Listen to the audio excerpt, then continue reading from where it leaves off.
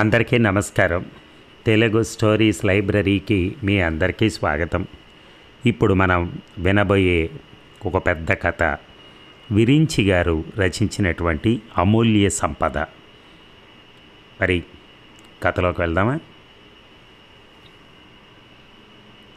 ఆ రోజుతో final year exams అయిపోవడంతో జేఎన్టీయూలో ఎంతో హడావిడిగా ఉంది. విద్యార్థులు గుంపులుగా విడిపోయారు. ఒకళ్ళకొకళ్ళు షేక్ హ్యాండ్ ఇచ్చుకుని కౌగిలించుకుని వాళ్ళు వేసే అరుపులు కేకలతో యూనివర్సిటీ కోలాహలంగా ఉంది. 4 సంవత్సరాలు కలిసి మెలిసి అనుబంధాన్ని పెంచుకున్న వాళ్ళు స్నేహితుల్ని వదిలి వాళ్ళ సొంత ఊళ్ళకు పోవాలంటే భావోద్వేగానికి గురవుతున్నారు. ఈ ఆనందకరమైన రోజులు మళ్ళీ రావు అనే ఊహను వాళ్ళు తట్టుకోలేకపోతున్నారు. స్నేహితుల పరిస్థితి అలా ఉంటే అంతకంటే మరో అడుగు ముందుకు వేసి మరింత బలమైన ప్రేమ అనే బంధంలో ఇరుక్కున్న వాళ్ళ పరిస్థితి మరింత దయనీయంగా ఉంది. కొన్ని జంటలు విడివిడిగా నిట్టూర్పులు ఓదార్పులతో తలమునకలవుతూ ఉన్నారు. సహజంగానే తల మీద నీళ్లకుండా ఉండే అమ్మాయిల కన్నీళ్లు పర్యంతమవటం, కాలరెత్తుకుని తిరిగే అబ్బాయిలు ధైర్యం చెప్పటం అక్కడి వాళ్ళు విడిపోయే ముందు జరిగే సాధారణ సన్నివేశం. ఇప్పట్లా రోజు కలుసుకుని లోకాన్ని మరిచి గంటలు కబుర్లు చెప్పుకునే అవకాశం ఇక ముందుండదు. ఎంత చరవాణులున్నా ఇంట్లో అందరి ముందు మనసారా మాట్లాడుకునే ప్రశ్నే లేదు. అలేఖ్య, రవి పలకరింపుతో ఈ లోకంలోకి వచ్చింది అలేఖ్య. ఆమె కళ్ళు వర్షించటానికి సిద్ధంగా ఉన్న మేఘాల్లా ఉన్నాయి. ఇలా విడిపోయే రోజు వస్తుందని ముందే తెలిసినా వాళ్ళు మానసికంగా సిద్ధమై లేరు. ఎల్లకాలం తాము కలిసే ఉంటామని, తమనెవరూ విడదీయలేరు అనే భ్రమలోనే బ్రతికారు ఇన్నాళ్ళు. ఈరోజు విడిపోక తప్పని పరిస్థితి. రవి పరిస్థితి కూడా అలేఖ్య పరిస్థితికి భిన్నంగా ఏమీ లేదు. ఊహలకున్నంత అందం వాస్తవానికి లేకపోవటమే బాధకు కారణం. మగవాడు కాబట్టి రవి కన్నీళ్లకు అనర్హుడు. చి, ఏమిటిది అన్నాడు రవి. అలేఖ్య గులాబీ బుగ్గల మీద నుంచి జారిపోవటానికి ప్రయత్నిస్తున్న కన్నీటి బొట్టుని తన కుడి చేతి చూపుడు వేలు కొనతో సున్నితంగా తుడుస్తూ. నిన్ను వదిలి నేనుండలేను రవి అంది అలేఖ్య బేలగా. పిచ్చి, నేనుండగలనా అన్నాడు రవి. నువ్వు మగాడివి, నీకేదైనా సాధ్యమే అంది అలేఖ్య. సాధ్యమే, నడు, ఈరోజే పెళ్లి చేసుకుందాం అన్నాడు అలేఖ్య చేయి పట్టుకొని. జరగని విషయాలు ఎందుకు చెప్తావు రవి? నేను ఈరోజు మా ఊరు వెళ్ళిపోతున్నాను. రోజు నాకు నువ్వు కనిపించగలవా? ఇలా మాట్లాడగలనా అంది అలేఖ్య. మాట్లాడగలను అన్నాడు రవి. ఎలా? ఫోన్లో అన్నాడు నవ్వుతూ. కుళ్ళు జోక్. అసలు నీకు నవ్వేలా వస్తుంది నేను సీరియస్గా మాట్లాడుతూ ఉంటే అంది అలేఖ్య కోపంగా. ఇద్దరం ఏడుస్తూ కూర్చుంటే ఓదార్చే వాళ్ళెవరు చెప్పు అన్నాడు రవి రాని నవ్వును తెచ్చుకుంటూ. మేము అంటూ వచ్చారు శేఖర్, లలిత. రవి అలేఖ్యలకు అత్యంత సన్నిహిత మిత్రులు వాళ్ళు. ఇక్కడ అదే సీన్ అంది లలిత నవ్వుతూ అలేఖ్య భుజం మీద చేయి వేసి. మీ సీన్ పూర్తయిపోయిందా అన్నాడు రవి. వీడు చూడకుండా ఉండలేనని ఒకటే ఏడుపు. వీడియో కాల్స్ చేసుకుందాంలేరా అని ఓదార్చాను. ఎంఎస్కి స్టేట్స్కు పోతే ఎలాగూ తప్పదు, దేశంలో ఉండి కూడా చూడకుండా ఎలా ఉండటం అంటున్నాడు శేఖర్ అంది లలిత సన్నివేశాన్ని తేలిక చేస్తూ. అలేఖ్య, రవి కూడా నవ్వేశారు. మనసుంటే మార్గం ఉంటుందోయ్ అన్నాడు రవి.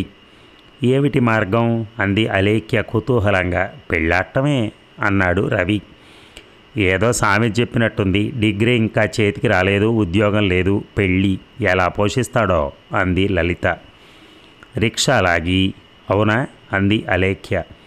రిక్షాలు ఎక్కడున్నాయో లాగడానికి పాపం అన్ని చోట్ల షేరింగ్ ఆటోలు, క్యాబులేగా అంది లలిత. ఆఫర్ లెటర్ వచ్చిన అపాయింట్మెంట్ ఆర్డర్ రావటానికి ఒక 6 నెలలైనా పడుతుంది అన్నాడు రవి ఆలోచిస్తూ. కదా, అప్పటిదాకా నిన్ను చూడకుండా ఎలా ఉండాలన్నదే అలేఖ్య బెంగ అన్నాడు శేఖర్. ఒక పని చేద్దాం అంది అలేఖ్య సాలోచనగా. చెప్పు అన్నాడు రవి. పెద్దవాళ్ళకి చెప్పి ఆశీర్వాదం తీసుకుందాం అంది అలేఖ్య సీరియస్గా. వాళ్ళు ఒప్పుకోకపోతే అన్నాడు రవి. ఒప్పిద్దాం, మా ఇంట్లో నాకు సాధ్యమే, కానీ మరి మీ ఇంట్లో? మా నాన్నగారితో సమస్య లేదు, చిక్కల్లా మా అమ్మతోనే. అయినా నో ప్రాబ్లం, నేను రెడీ అన్నాడు రవి. ఎప్పుడొస్తావు అంది అలేఖ్య. ఆలస్యం అమృతం విషం నాయన, త్వరగా తెలుసు అంది లలిత నవ్వుతూ. రవి ఒక నిమిషం ఆలోచించాడు. సరే, రేపు ఏకాదశి, మంచిది. రేపు నేను మీ ఇంటికి వస్తాను. ఈ లోపలే మీ వాళ్ళకి చెప్పుంచు అన్నాడు రవి. రేపా? ఏ, రేపటిదాకా కూడా ఆగలేవా? నేనన్నది రేపేనా అని. సరే, రేపేరా, ఉదయం 10 వచ్చేయి అంది అలేఖ్య. ఇంతలో అలేఖ్య వాళ్ళ కారు డ్రైవర్ హారన్ మోగించడంతో బాయ్ రవి అని అతని చేయి పట్టుకుని సున్నితంగా నొక్కి వదిలింది. Thank you Lalitha, thank you Sekhar, మీతో టచ్లో ఉంటాను అని వాళ్ళిద్దరికీ షేక్ హ్యాండ్ ఇచ్చి కారెక్కింది. ముగ్గురు అలేఖ్యకు బై చెప్పారు. కారు కాకినాడ నుంచి కోటిపల్లి దారిలో ఉన్న రోడ్డుపై వేగంగా వెళుతోంది. దారంతా ఇరుప్రక్కల పచ్చటి వరి చేలు, అక్కడక్కడ కొబ్బరి చెట్లు, మధ్య మధ్య పంట కాలవలతో కన్నులకు ఇంపుగా ఉంది. రోజు చూసే దారైనా ఈరోజు ఎందుకో అలేఖ్యకు కొత్త అందాలు కనిపిస్తున్నాయి. మనస్సు ఒక నిర్ణయానికి వచ్చిన తర్వాత ఎంత సమస్య అయినా చిన్నదైపోతుంది. మనసు ఒకళ్ళకిచ్చిన తర్వాత ఇరుకైపోయినట్టుగా. ఇక అలేఖ్య తన నిర్ణయంపై తనకు నమ్మకం ఉంది. తన తండ్రి తన మాట కాదనరు అనే భరోసా ఉంది. ప్రతి పూట 25 విస్తర్లు లేచి ఆ ఇంట్లో అలేఖ్య మాటే వేదం. తాత, బామ్మ, చిన్నన్నలు, పిన్నులు, వాళ్ళ పిల్లలు, పెళ్ళై భర్త పోయిన మేనత్త, వాళ్ళ పిల్లలు, 4 పాలేర్లు కలిసి ఒక 25 మంది ఉంటారు. కారు సుందర గోదావరి తీర గ్రామం కోటిపల్లిలో ప్రవేశించింది. శివారులో ఉన్న పంట కాలువపై వంతెన దాటి ఊరి మధ్య ఉన్న కోనేరు సోమగుండం పక్కగా సాగి సోమేశ్వరుని గుడి ముందు నుంచి వెళ్ళి ఒక ఇంటి ముందు ఆగింది. దిగండి అమ్మాయి గారు అన్న డ్రైవర్ మాటలకు ఆలోచనల్లోంచి బయటకొచ్చి కారు దిగింది అలేఖ్య. ఫ్రెష్ అయ్యి ఇంట్లో తాత, బామ్మ, పిన్నులు అందరినీ పలకరించి తన గదిలోకి వెళ్ళి కాసేపు ఫ్రెండ్స్తో ఫోన్లో మాట్లాడింది. రాత్రి భోజనం అయ్యాక తండ్రి జానకి రామయ్య పక్కగా చేరింది అలేఖ్య. కూతురికి ఇంజనీరింగ్ అయిపోవచ్చిన ఆయన దృష్టిలో ఇంకా పసిపిల్లే. బోసి నవ్వుల అలేఖ్య పట్టు పరికిణీల అలేఖ్యగా, పంజాబీ డ్రెస్లో అలేఖ్యగా మారినా ఆయన కన్నతల్లి ఐశ్వర్యాంబికగా భావిస్తాడు. చిన్నప్పుడు భార్య తిరిగి రాని లోకాలకు పోయినా ఆయనే తల్లి తండ్రి అయ్యాడు. అలేఖ్య ఎప్పుడేం అడిగినా ఆయన కాదనలేదు కూడా. అదే ఆయన బలహీనత. నాన్న, ఒక్క విషయం అడుగుతాను, చెప్తావా అంది అలేఖ్య తండ్రి భుజాల మీదుగా చేతులేసి గారంగా. అడుగు నాన్న అన్నాడు ఆయన చిరునవ్వుతో. నీ పెంపకం మీద నీకు నమ్మకం ఉందా నాన్న? 100% నీ కూతురు ఎప్పుడూ తప్పు చేయదుగా నాన్న? నిస్సందేహంగా చేయదు. నీ కూతురు కోరికలు సమంజసమైనవే కదా? ఖచ్చితంగా. మరి నీ అనుమానాలు ఇంకా ఏమైనా ఉన్నాయా అమ్మా? తీరాయి నాన్న, కానీ నువ్వు వంశప్రతిష్టకు మచ్చ తెచ్చే పనులేం చేయవని, ఏ పనైనా ఆలోచించి చేస్తావని, పెద్దవాళ్ల మాటలకు నువ్వు అపారమైన గౌరవాన్ని ఇస్తావని కూడా నాకు తెలుసు అన్నాడు జానకి రామయ్య తన చిట్టి తల్లి తల నిమురుతూ. థ్యాంక్స్ నాన్న, నా మీద నీకు అంత నమ్మకం ఉన్నందుకు అంది అలేఖ్య. చెప్పరా, నీ ఉపోద్ఘాతం అంతా ఎందుకో నాకు అర్థం కాలేదు. అసలు విషయం చెప్పు అన్నాడు జానకి రామయ్య. చెప్పాక మరి నువ్వేం అనకూడదు మరి అంది. ప్రామిస్ అన్నాడు ఆయన. అప్పటికి ఏం చెప్పాలి అని 100 సార్లు రిహార్సల్స్ వేసుకుంది. చివరికి, నాన్న, నేను రవి అని నా క్లాస్మేట్ని ప్రేమించాను. అతను కూడా నన్ను ప్రేమిస్తున్నాడు. వాళ్ళది మనలాగా సంప్రదాయబద్ధమైన సమాజంలో గౌరవంగా బ్రతుకుతున్న కుటుంబమే. నీకు నీ కూతురు మీద ఉన్న నమ్మకాన్ని ఏనాడు వమ్ము చేయను నాన్న. రవి మంచివాడు, అందగాడు, బుద్ధిమంతుడు, క్లాస్లో మెరిట్ స్టూడెంట్. నువ్వు నా మాట కాదనవనే నమ్మకంతో రవిని రేపు ఉదయం రమ్మన్నాను. నీకు నచ్చితేనే పెళ్లి చేసుకుంటాను. నీ ఆశీర్వచనం లేకపోతే చేసుకోను నెక్కచ్చిగా చెప్పింది అలేఖ్య. అలేఖ్య సంగతి ఆయనకి తెలుసు. చిన్నప్పటి నుంచి తన బంగారు తల్లి కోరరాని కోరిక ఏనాడూ కోరలేదు. ఏ నిర్ణయమైనా 1-2 సార్లు ఆలోచించే తీసుకుంటుంది. కుటుంబ గౌరవం, సంప్రదాయాలు, ఆచారాలు, పరువు ప్రతిష్టల మీద నిర్దిష్టమైన ఆలోచనలున్నాయి. తనకే ధర్మ సంకటం వచ్చినప్పుడు ఎన్నోసార్లు ఏది మంచో ఏది చెడో చెప్పి సలహాలు ఇచ్చింది. అందుచేత అలేఖ్య ఆలోచనలను తప్పు పట్టవలసిన అవసరం ఉండదని ఆయనకి తెలుసు. నీ నిర్ణయం మీద నాకు పూర్తి విశ్వాసం ఉంది. అయినా ఆ కుర్రాడి చదువు సంఖ్యల గురించి నాకు బెంగలేదు. ఆస్తి అంతస్తుల గురించి పట్టింపు లేదు. సభ్యత, సంస్కారం నాకు ముఖ్యం. ఆ ఒక్క విషయంలో నన్ను తృప్తిపరచగలిగితే చాలు అన్నాడు జానకి రామయ్య చిరునవ్వుతో. తప్పకుండా నాన్న, నిన్ను డిసప్పాయింట్ చేయను, నాది భరోసా అంది అలేఖ్య. ఓకే, నువ్వు హాయిగా నిద్రపో అన్నాడు జానకి రామయ్య. థ్యాంక్ యూ నాన్న, గుడ్ నైట్ అంది అలేఖ్య ఆనందంగా. గుడ్ నైట్ అమ్మా. ఆ రాత్రి అలేఖ్యకు అన్నీ సుందర స్వప్నాలే. ఇక రవి ఇంటికొచ్చాడన్నమాటే కానీ అలేఖ్య అంత ఆనందంగా లేడు. రేపు అలేఖ్య తండ్రికి ఆ ఒక్క విషయంలో ఏం సమాధానం చెప్పాలో అర్థం కావట్లేదు. అది తన తప్పు కాకపోయినా, దానికి తన ప్రమేయం లేకపోయినా నైతికంగా తనకు బాధ్యత ఉంది. ఆ ఒక్క విషయం చాలు అలేఖ్య తండ్రి నో అని చెప్పటానికి. అతను ఆ విషయాన్ని కప్పి ఉంచలేడు. అది తన స్వభావానికే విరుద్ధం. అందానికి తనేం తీసిపోడు. ఆస్తిపరంగా అంతరాలున్నా వాళ్ళు పట్టించుకునే అంత కాదు. కానీ ఆ విషయం తలుచుకుంటే చెప్పుకోవటానికి సిగ్గుగా ఉంది. ఆలోచించి అలసిపోయాడు. అలేఖ్యతో ఒకసారి ఫోన్లో మాట్లాడి గుడ్ నైట్ చెప్పాలనుకున్నాడు.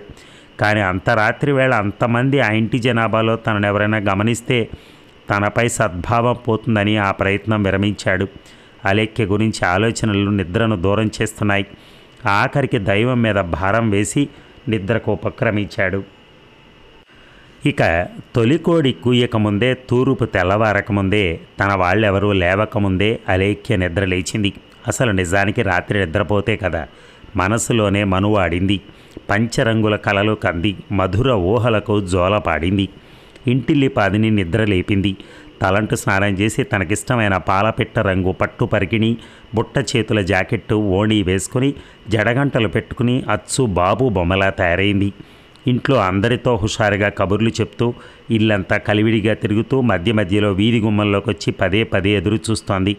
మళ్ళీ మండువా లోగిలిలో ఉన్న గోడ గడియారం కేసి చూసి నిట్టూర్పు వదులుతోంది. ఆ తాతల నాటి గోడ గడియారం మరీ నెమ్మదిగా తిరుగుతోందని అనుమానంతో వాచి చూసుకుని నిర్ధారించుకుంటోంది. ఎక్కడ శబ్దమైనా రవి మోటార్ సైకిల్ ఏమో అన్న భావంలో వీధిలోకి రావటం, ఏ పాలవాడో పోకిరివాడో అయితే నిరుత్సాహపడటం ఓ గంట నుంచి అదే తంతు. హడావిడి పెళ్లి కొడుకు నీలాటి రేవు కాసేట అలా ఉందే అలేఖ్య నీ తంతు అని పిన్నులు అత్తలు ఆట పట్టిస్తున్నారు. అంటే అనండి నాకే అన్నట్టుగా లైట్ తీసుకుని ఎదురు చూస్తూనే ఉంది. ఇంట్లో అందరికీ ఈ విషయం తెలియటంతో పెళ్ళి కళ వచ్చేసిందే బాలా అంటూ పాడటం మొదలెట్టారు.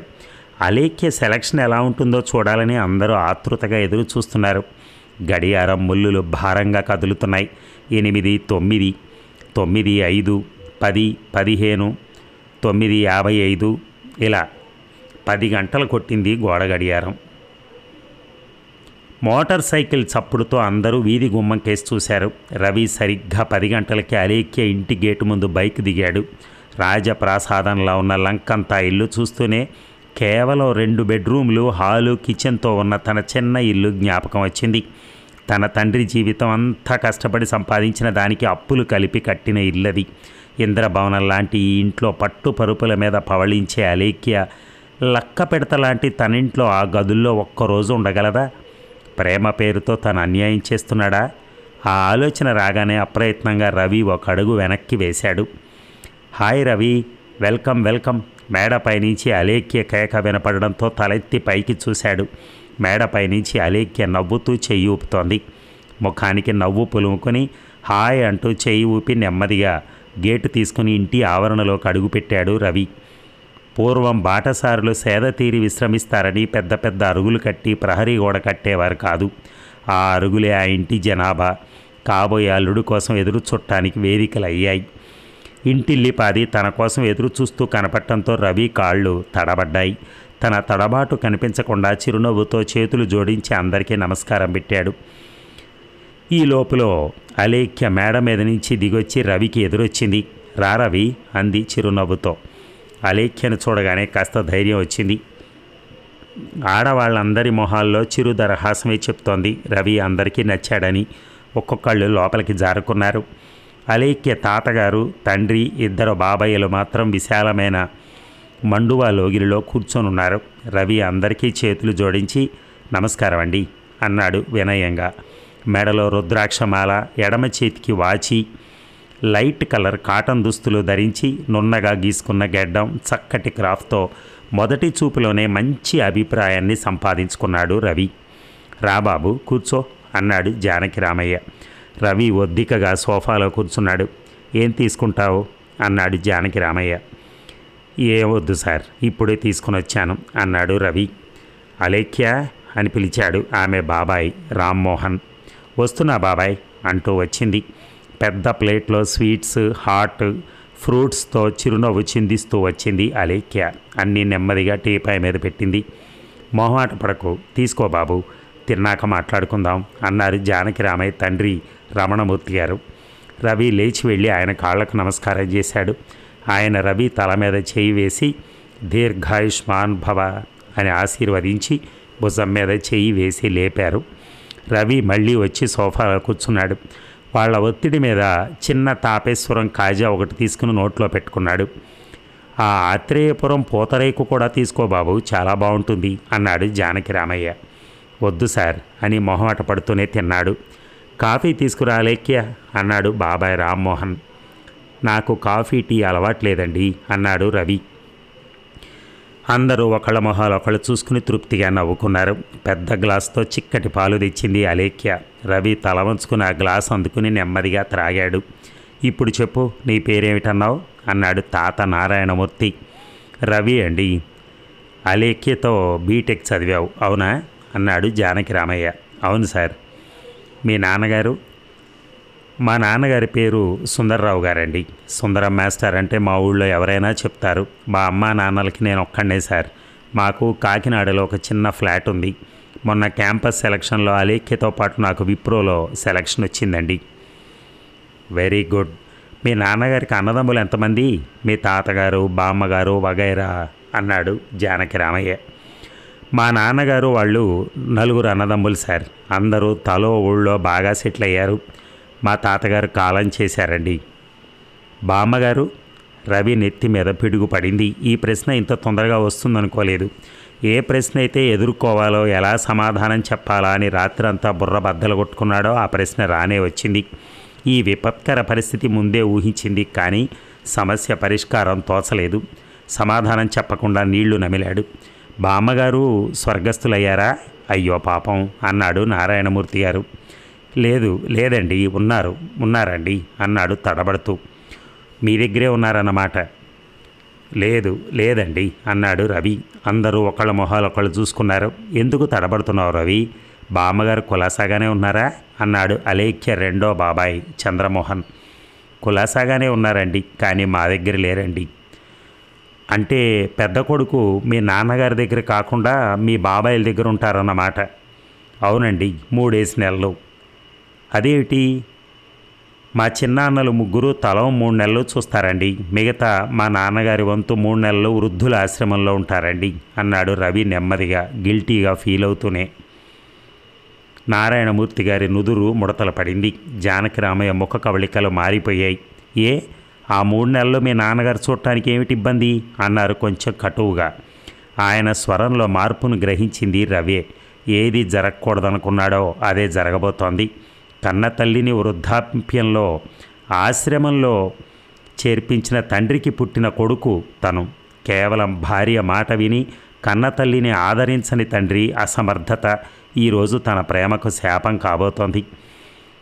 మా అమ్మగారికి మా బామ్మగారికి పడదండి అన్నాడు ఎలాగో గొంతు పెగుల్చుకుని. మరి మీ అమ్మగారే ఆశ్రమంలో చేరచ్చుగా అన్నాడు జానకి రామయ్య. రవి తల వంచుకుని మాట్లాడలేదు. రేపు అలేఖ్యకు మీ అమ్మగారికి పడకపోతే మీ అమ్మగారిని ఆశ్రమంలో చేర్పిస్తావా? రవి బేలగా అలేఖ్యకేసి చూశాడు. పరిస్థితి చేయి దాటుతున్నందుకు అలేఖ్యకి కంగారుగానే ఉంది. కన్నతల్లికి సంవత్సరానికి 3 నెలలు తిండి పెట్టలేని దయలేని పుత్రుడు నీ తండ్రి. అత్తగారి నీడ గిట్టని గడసరి నీ తల్లి. వారిద్దరి రక్తం పొంచుకుని పుట్టిన బిడ్డవు నువ్వు. మీరు నా కూతురికి మాత్రం అన్నం పెడతారని, జీవితం అంతా ఆశ్రయం ఇస్తారని నమ్మకం ఏమిటి? నిన్ను చేసుకుంటే నా కూతురు సుఖపడుతుందని భరోసా ఏది? ఆయన స్వరం తీవ్రత గ్రహించిందే. సార్, నన్ను నమ్మండి. నా కంఠంలో ప్రాణం ఉండగా లేఖ్యకు ఏ అసౌకర్యం కలగనివ్వను. నా తల్లిదండ్రులు చేసిన నేరానికి మమ్మల్ని శిక్షించకండి. ఒకరంటే ఒకరం ఇష్టపడ్డాం, మమ్మల్ని విడదీయకండి. మా బామ్మకు పట్టిన గతి మా అమ్మకు పట్టనివ్వను. మా అమ్మలాగే అలేఖ్య ఉండే సమస్యే లేదు. అన్నాడు రవి ప్రాధేయపూర్వకంగా. అలేఖ్యకి ఏమనాలో పాలు పోవటం లేదు. రవిలాగే మా ప్రేమకు అన్యాయం చేయకండి అని చేతులెత్తి తండ్రిని తాతని ప్రార్థిద్దామా అంటే మాకంటే నీకు రవి ఎక్కువ అంటారేమో. ఇప్పుడు తాను చాలా తెలివిగా ఆలోచించి ఏదైనా పరిష్కారం వెతికి సూచించాలి. పెద్దవాళ్ళను ఒప్పించకుండా ఒప్పించాలి. తన తండ్రి మొదటే సూచించాడు సభ్యతా సంస్కారం తనకు ముఖ్యమని. అప్పుడే తను ఆలోచించవలసింది. తన కోసం రవి తన తండ్రి అనే మాటలను భరిస్తున్నాడు. ఎంత అవమానంగా ఫీల్ అవుతున్నాడో. అలేఖ్య ఆలోచనలు పరిపరి విధాలా పోతున్నాయి. రవి వాళ్ళ ముందు దోషిలా నుంచున్నాడు. అది తన ప్రేమను బతికించడానికి. అలేఖ్యకు చాలా బాధగా ఉంది. రవిని సేవ్ చేయడానికి తను ఏదైనా చేయాలి అనుకుంది. రవి బామ్మగారిని ఆశ్రమం నుంచి తీసుకొచ్చేస్తాడు, మీకు ఓకేనా నాన్న అంది అలేఖ్య. అది పరిష్కారం కాదు అన్నాడు జానకి రామయ్య. ఏం చేయాలో చెప్పు నాన్న అంది అలేఖ్య. ఏం చేద్దామని నువ్వు రవిని రమ్మన్నావు తల్లి అన్నాడు నారాయణమూర్తి. చెప్పు తల్లి అన్నాడు జానకి రామయ్య. నాన్న మీరన్నది పూర్తిగా సమంజసం. తల్లిని వృద్ధాప్యంలో ఆశ్రమంలో వదిలేసిన పెద్ద మనిషి ఉన్న చోట నేను ఉండలేను. అలా అని వాళ్ళ కడుపున పుట్టిన పాపానికి రవిని వదులుకోలేను. దీనికి ఏదైనా పరిష్కారం ఆలోచించండి నాన్న అంది అలేఖ్య. ఎలాగైనా పెద్దవాళ్ళను ఒప్పించి రవినే పెళ్లి చేసుకోవటం అలేఖ్య ఆకాంక్ష. ఒకరు చేసిన తప్పునకి మరొకరిని శిక్షించాలంటాం నా ఉద్దేశం కాదు తల్లి. తప్పు చేసిన వాళ్ళలోనే పరివర్తన రావాలి. అందుకే ఏం చేయాలో చెప్పు అన్నాడు జానకి రామయ్య. ఇంట్లో ఆడవాళ్ళందరూ గడప ఆవల గదుల్లోంచి తొంగి చూస్తూ ఈ సంభాషణ అంతా వింటున్నారు. మగాళ్ళు నారాయణమూర్తి, జానకి రామయ్య ఏం నిర్ణయం తీసుకుంటారోనని ఆతృతగా ఎదురు చూస్తున్నారు. ఆ సంభాషణ అంత తేలిగ్గా కాకుండా చాలా గంభీరంగా నడుస్తోంది.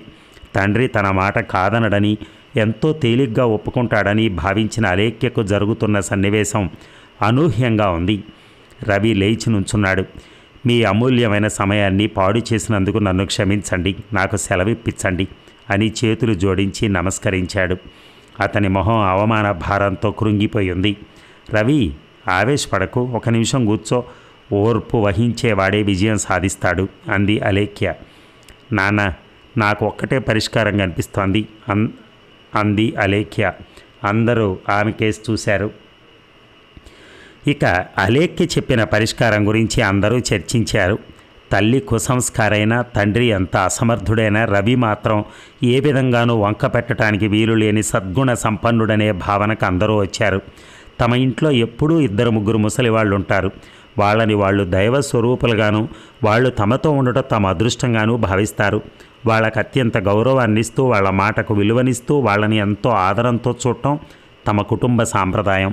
అతని ఇంటికి కాబోయే అల్లుడు తండ్రిలాగే చేతగాని వాడై రేపు తల్లిని వృద్ధుల ఆశ్రమంలో చేర్పించడు అనే భరోసా కావాలి. వృద్ధులను ఆశ్రమాల్లో చేర్పించాలనే ఆలోచన వచ్చే వాళ్ళలో పరివర్తన రావాలి. వృద్ధాశ్రమాల్లో చేరే వాళ్ళ సంఖ్య తగ్గిపోవాలి. అసలు ముందు ముందు వృద్ధాశ్రమాలు, వాటి అవసరము ఉండకూడదు. అలేఖ్య ఆలోచనకు అందరూ చివరికి ఒప్పుకున్నారు. రవికి గ్రీన్ సిగ్నల్ ఇచ్చేశారు. ఓకే రవి, మీరు అంతగా ఇష్టపడుతున్నారు కాబట్టి మేము కాదనలేకపోతున్నాం. అలేఖ్య చెప్పిన పరిష్కారం అమలులో నీ పాత్ర కూడా ఉంది. నీ సహకారం లేనిది అది అమలు జరగదు.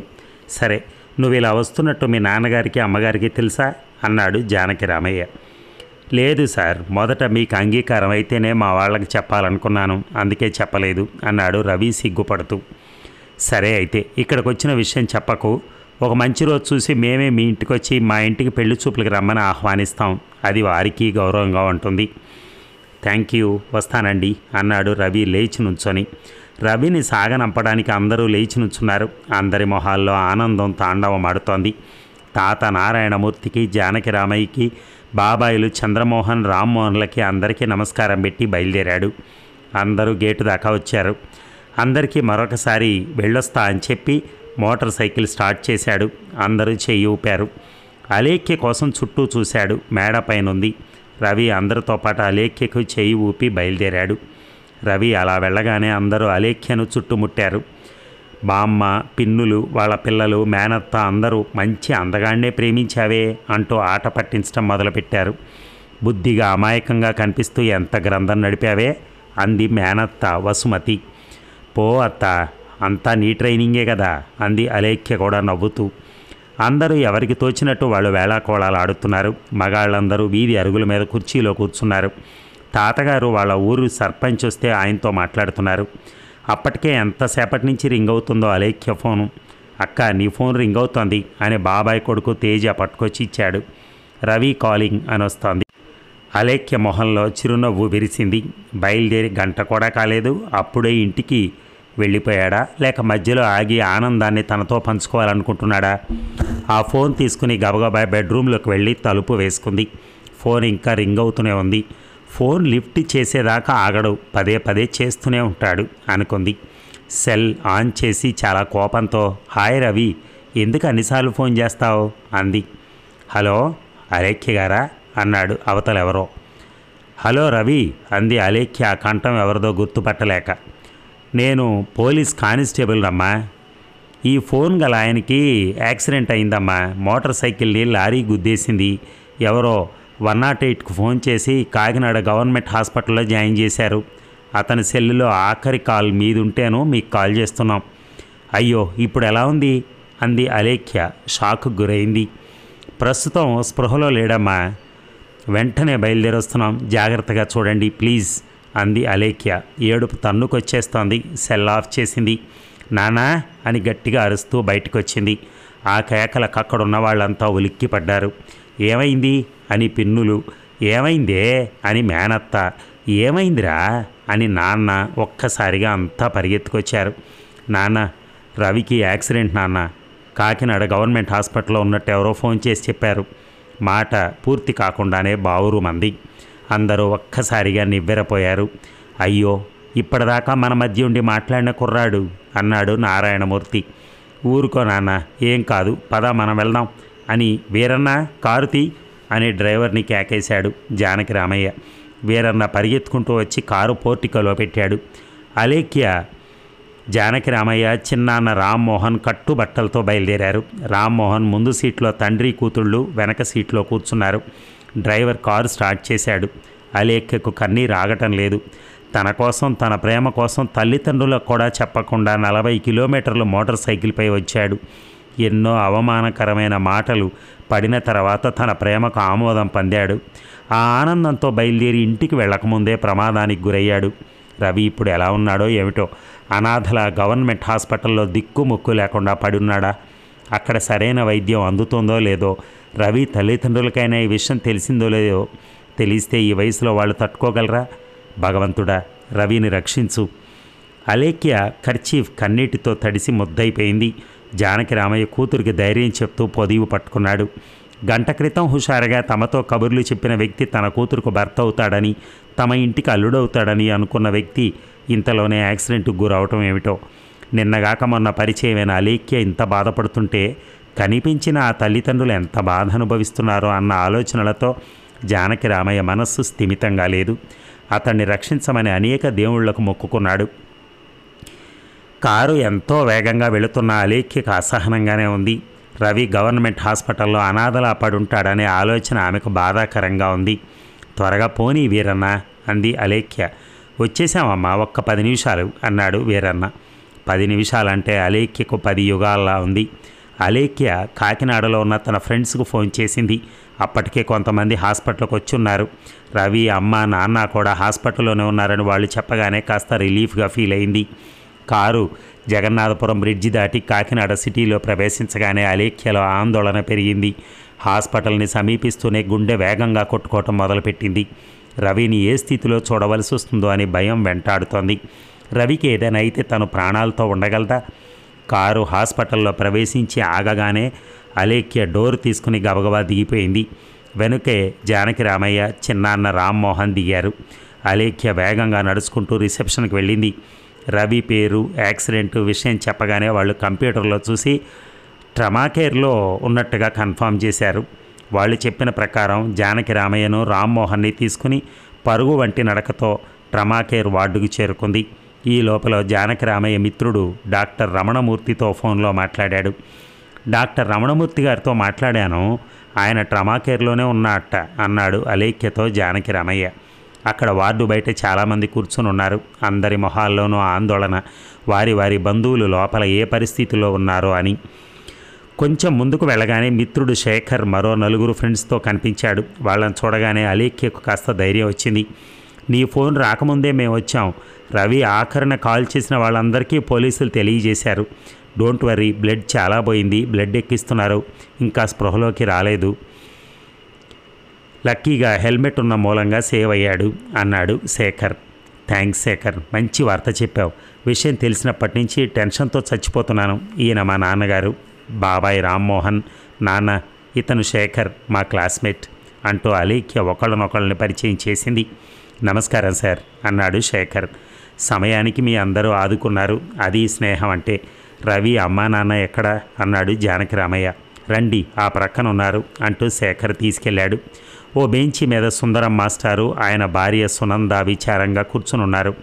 ఒక్కగానొక్క కొడుక్కి అలా జరగటం వాళ్ళు తట్టుకోలేకపోతున్నారు. శేఖర్తో వస్తున్న అలేఖ్య, జానకిరామయ్య, రామ్మోహన్లు చూసి ఎవరా అని గుర్తుపట్టడానికి ప్రయత్నిస్తున్నారు సుందరం మాస్టారు దంపతులు. దగ్గరికి రాగానే నమస్కారం అండి అన్నాడు జానకిరామయ్య. నమస్కారం అని ఎవరా అన్నట్టుగా చూశాడు సుందరం. నా పేరు జానకిరామయ్య, మాది కోటిపల్లి.